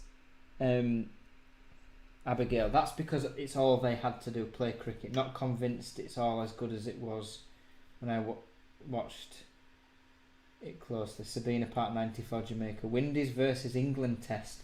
That was the heyday of good 94, cricket. was that when Botham was coming to the end of his career, or did he finish then? Ooh, I think he was finished by then. I think. Because when I first remember... Abigail, me and you need to have a conversation about cricket. I feel like we could have a good conveation about that. It were the days... When I first picked up cricket, it were the days of Gower and Gooch and... Well, that were in... 80s. Early 80s, yeah. That was in the early 80s. Samantha, she loves snooker and pool. Leon said, serious question, did school help your career and will that change the way you think about school for your children? Being honest, Leon, for me, nothing I learnt at school made any difference whatsoever to my life, I don't think. I agree with Lee on that. I think you learn far... That's me personally. I agree. You learn far more, in my opinion, once you leave school. And this is the biggest problem I have with education, is they don't teach you the things you need for real life. There's no life skills. There's no life skills at all at school. No. Or there wasn't. I don't know what it's like now, but there wasn't. It's not. It's not. For example... The nearest thing we got was home economics, where they'd make you bake a flan. Like, how many times did I ever make... Like you eat flans all the time. I've made a flan in my life. Yeah. Don't worry, kids. Don't worry. I've got dinner sorted. I'm going to make you a flan. with oranges on it, or whatever they were. And woodwork. We used to do woodwork, but again... Daddy's going to cook us flan again. We've got tea sorted. It got out of obesity for good because no one had eat all. But you look, even woodworking, you go back to what you said about cricket, woodwork was the same. If you weren't good at it, you just got ignored by a teacher. Yeah. So you're never going to learn them skills, but even that, that's all we got taught at school that was anything to do with life. It's awful, but the thing is, it puts you off, Lee. Like, I regret not playing now because I love the sport. I love it, and when I remember playing and I joined, and we spoke with coach, and we said, right, we practice on Fridays and Saturdays, and come at this time, we'll do this and do that. and I just never fit in. I never went to private school because of course they all went to private schools. They all knew each other. They were highly talented, which is fine. But I was an amateur who just enjoyed playing the game, joining a team of future professionals, and that was my mistake. I should have looked at other clubs and gone, well, I probably should have picked a lower ranked team, and I probably would have enjoyed, even though we'd have lost more. I would have enjoyed the game better. You know, do you understand? I do. But bringing it back to what Leon said, because he's just had another one there.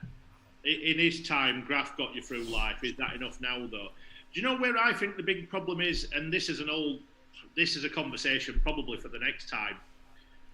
Education has not adapted enough. You've got your sporting side in now. You've got your specialist sports academies. But education has not adapted to modern day life. No. So, and I think I've joked about this before. People who are going in for degrees into university for underwater basket weaving. You know what I mean? It's like, and then they end up working at McDonald's, and it's like, just let's have a look at practical courses that are relevant to the way we're living as lives now. And it doesn't move quick enough. Education doesn't move quick enough. Mate, honestly, how many people? Let's be honest. How many people now are degree educated that are not doing anything to do with the degree that they've got? Let me be completely blunt. When I was 16, I was brainwashed at school into saying you've got to do your A levels because it's the future. You got to do it. So far, fair enough. And listen, I was good at school. I had good grades across the board. I could have waltzed into uni. And then I did 1 year of A levels. Absolute nonsense it was. I took business, I took English, I took IT and something else. And this was meant to be sort of my first stepping stone into real life, yeah? And did it teach me anything about real life? Did it teach me how to run a business? Did it teach me about mortgages and finance? Well, you see, here's the thing. Not a bean, mate, not a bean. And I stumbled into this because I didn't know what to do when I left school. And I started working, and then I ended up taking a college course. I stumbled onto it, and I'm one of the few that it probably did work out for. I did a BTEC National in Business and Finance, and I did learn that stuff. Not my school. Do you know? At the time, well, that was college, but at the time, I didn't even have a use for that. I did it because I didn't know what else to pick. Well, I remember into something that has helped me in further life, but no one advised me to go down that route. As it is, it was very lucky I did because it has helped me out. But not many people. I think there's people stumbling around just not knowing what to do and then just doing random stuff. I'll tell you what, I've learned more since leaving. I left after 1 year of my A levels, so I didn't complete the course. And I've learned more working in real life, in a real business, than I learned during my higher years of education. When I took that business course, for example, I took a business A level, and the teacher spent, and I'm not exaggerating, 4 weeks trying to dumb down the running of a business, trying to compare it to the stages of making a cup of tea. And for those 4 weeks, the mass majority of the class questioned her and said, "What the hell has this got to do with business?" And she says, "Oh, well, if it's a metaphor, and if you do this, you do that." I'm thinking, bollocks to metaphor. We're beyond that. We're 16, 17 years old. We're ready for some real life stuff. And we sat in these classes, in business classes, thinking, what are we doing here? We need to talk about mortgages. We need to talk about finance, stocks and shares and stuff like that. Well, stuff you need for real life. But even at younger age groups, and I made a joke about this on Facebook not long ago, and it's something I shared ages ago when I reshared it, come up on my memories. And it's, I don't know whether it was like a meme or a GIF or whatever it were, but it were saying, yeah, thanks, Mr. Whatever, teacher at my school, I lost count of how many times a quick 2 on a recorder of 3 blind mice has helped me in my career. Do you know what I mean? And I know it's daft, but it's stuff like that, and you think, do you know what I mean? But it's just... right. Schools, they teach you for a subject, but they don't teach you any applicable life skills. Like for me, if it were up to me, Lee, honestly, I'd be teaching kids about mortgages, about finance, about how to run a business, about food. This is. I'm not going to get deep into it. I don't think they want people learning life skills. They want them to be brainless, walking into repetitive, rubbish jobs. And that's the problem. I'll tell you where I've learned most of the valuable stuff I've learned out of life, and I'll say this personal and business. And the 2 very abstract jobs that I had in my early stage of life.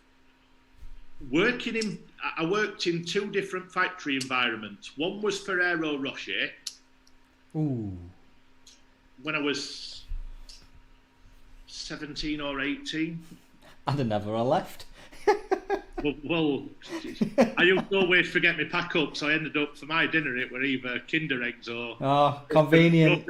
Convenient. Because we were delivering Pringles and stuff. Or Ferrero Rocher. I forgot my lunch. No, mate, I were drunk every time I went to work in the morning. I always forgot it. And then I worked for one of the worst jobs I've ever had long term, but at first it were good.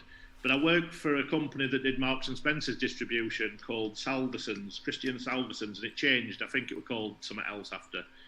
But yeah, I mean, I learned some real life skills around proper characters, you know, men and women who real life knew people about life. They'd lived life. And I learned a lot. And then the next, probably the biggest learning curve, and I thought I were quite street smart. And then I went out holiday repping. And I tell you what... I went downhill after that. but the life lessons, mate, the things that chucked at you, problems like where you had to solve a lot of emergency issues, as well as stuff, you know, the problem solving in life that gave me. It's when you're pushed into a sort, I won't say an emergency, but into a situation that needs an immediate resolution. Yeah, you think on your feet, you learn, you adapt, you change, and that's why. I mean, when I told my teacher, and this is a true story. So I told my teachers I was leaving after the first year of A levels, and I had uni grades. I had uni level grades. I could have walked in. And it was then I was told that, you know, secondary schools get money for the more kids that get sent to uni. I said, I don't want to do it. It's the time that we acquired the family business. I said, look, I don't want to do this anymore. I want to go to work. I was 17. I was about to pass my driving test. I said, I'm really, really not. I don't want to do this anymore. I said, and they said, oh, what do you want to do? I said, well, we've got the family business, and we've got we sell windows and doors to the public. And I'm not kidding. Teachers laughed at the idea. You said, you want to do what? You've got these grades. You know, that's what you want to do.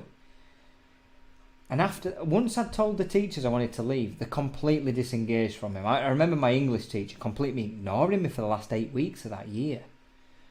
I thought, that just convinces me that this is the right decision, because they clearly didn't give a shit in the first place. And I tell you what, it's the best thing I've ever done. I'm not saying it's the easiest thing I've ever done, because it's not.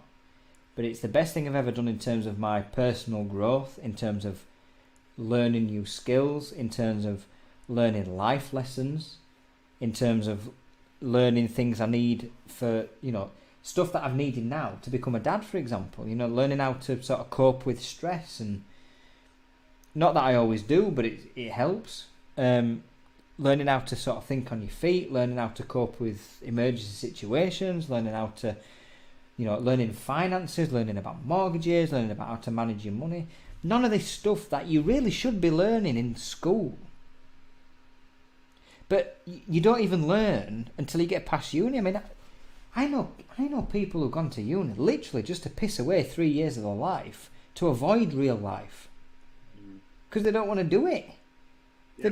Like you say, they get a degree in underwater basket weaving or something, or I don't know, photographing ants, just because they don't want to face real life. But they can't. But what they can't see is because the system doesn't teach them that. Is they can't see that is a detriment to the long term. The sooner you learn your real life skills, the better for me. I think. Sam's left a comment here. Flip the next one. Right. Everyone is different, so need the right path for them. I did A-level in chemistry, biology, geography, and art. Very different things. I love geography. I love geography and history, mate. Geography and history were my favourite. Stupid plan, but I got pushed into them because that's what I was good at. The main reason is the school I went to was geared towards sciences. If it wasn't, I would have been doing English and media. Luckily, I realised it was the wrong path on the day I was due to leave my home to go to Kiel to do meteorology and geography. You see, for me, Sam, I would have loved to have done meteorology and geography. If I could go back now, I would have chosen a path with something to do with either that way out or something to do with historical work, because I would have enjoyed that. History's amazing to me. I love history. History and geography for me. In fact, once... It's a weird one because I've always liked to enjoy life and party, but I've got a bit of a geeky side as well, where history plays a big part. I love history. I think it's fantastic. History shapes what we are now. History, it literally does. We are where we are because of history. That's how amazing it is. And I've got two sides to me. I've got the party side where I like to have a laugh and a joke, and then I've got the sad, boring side where I don't think it's sad and boring at all. Delve so deep into stuff like that, it's untrue. No, I Depends what kind of mood I'm in. I don't think it's sad and boring at all. I think it's fantastic. I watch videos about history all the time. I love it. I think it's brilliant. So, mate, it's 1 minute past 11, and I said we're going to stop at 9. And what did I tell you? I should have put that bet on. It's no, before we came on, just to explain this, so it's for people who didn't get the explanation before. I'm in quite a lot of pain in my hands, and Lee said, "We'll do this video, but you can't do it for long." And I said, "Yeah, we'll stop it at 9." And he says, "You won't." He says, "You'll get a few beers in you, and you'll just chat shit for like 2 hours." And that's exactly what's happened. So there we go. I'm still in a lot of pain, but I've had a few beers and we've had a laugh, haven't we, Lee? On a serious note, I am in quite a lot of pain in my hands. You look like you're about to do, films where they do all the CGI stuff. CGI stuff. I just need the dots on the. Yeah. No, I mean it's for those who want. For those who didn't notice earlier, he's dressing up as Spider-Man for later. Some role play. God. But he's got mixed up with colours. He's actually put blue on instead of red. That ain't happening. Lee knows that ain't happening. But no, I've enjoyed it tonight. It's been nice to it's been good. It's been nice to have a de-stress. It's been a shite month, but it's been good to have a. And as usual, we've gone off on random subjects again. And that's what's good. We're not really here to talk about Windows. I tell you what we have missed out, and we're going to have to bring this back in next week. Is animals. We haven't spoke about random pets again. I've told you, mate. We mentioned Dave the cat. I've told you, mate. When I get out of industry, I'm working at a zoo. Told you. Camels can't talk back to you and give you stupid comments. I can just see you throwing fish to a seal. I'd love it. Love it. We went to New York. Every time we got to New York, we got a Central Park Zoo, and we always watch. They do a demonstration in Central Park Zoo. All trainers come out, and all sea lions come out and throw fish. It's brilliant. What animal would you? What animal? If you worked at a zoo, what would you like to do in a zoo? What animals would you like to work with? Would you be like a bird trainer, or would you like? I think I'd probably be monkeys and rhinos. Monkeys and rhinos. Because you can get quite close to monkeys. They're quite affectionate creatures. Is there a difference with rhinos? You're not going to get into the middle of water with them, are you? Well, no, but rhinos are endangered, and I think they're amazing. Anyway. But monkeys you can get to know, if you know what I mean. Well, we'll touch on that at the next chat. That's a whole other subject. Thanks everyone for coming and joining us. Yeah, have a good weekend, everybody. Stay warm, stay dry. There's a lot of snow and ice coming. Not where Lee is, but where we are. It doesn't snow in my swimming pool. Anyway, go enjoy your weekend, everybody. Take care, everyone. Great weekend, everyone, and we'll see you in a couple of weeks' time. See you soon. Oh, Abigail, don't forget to drop me a message, and we'll show you then.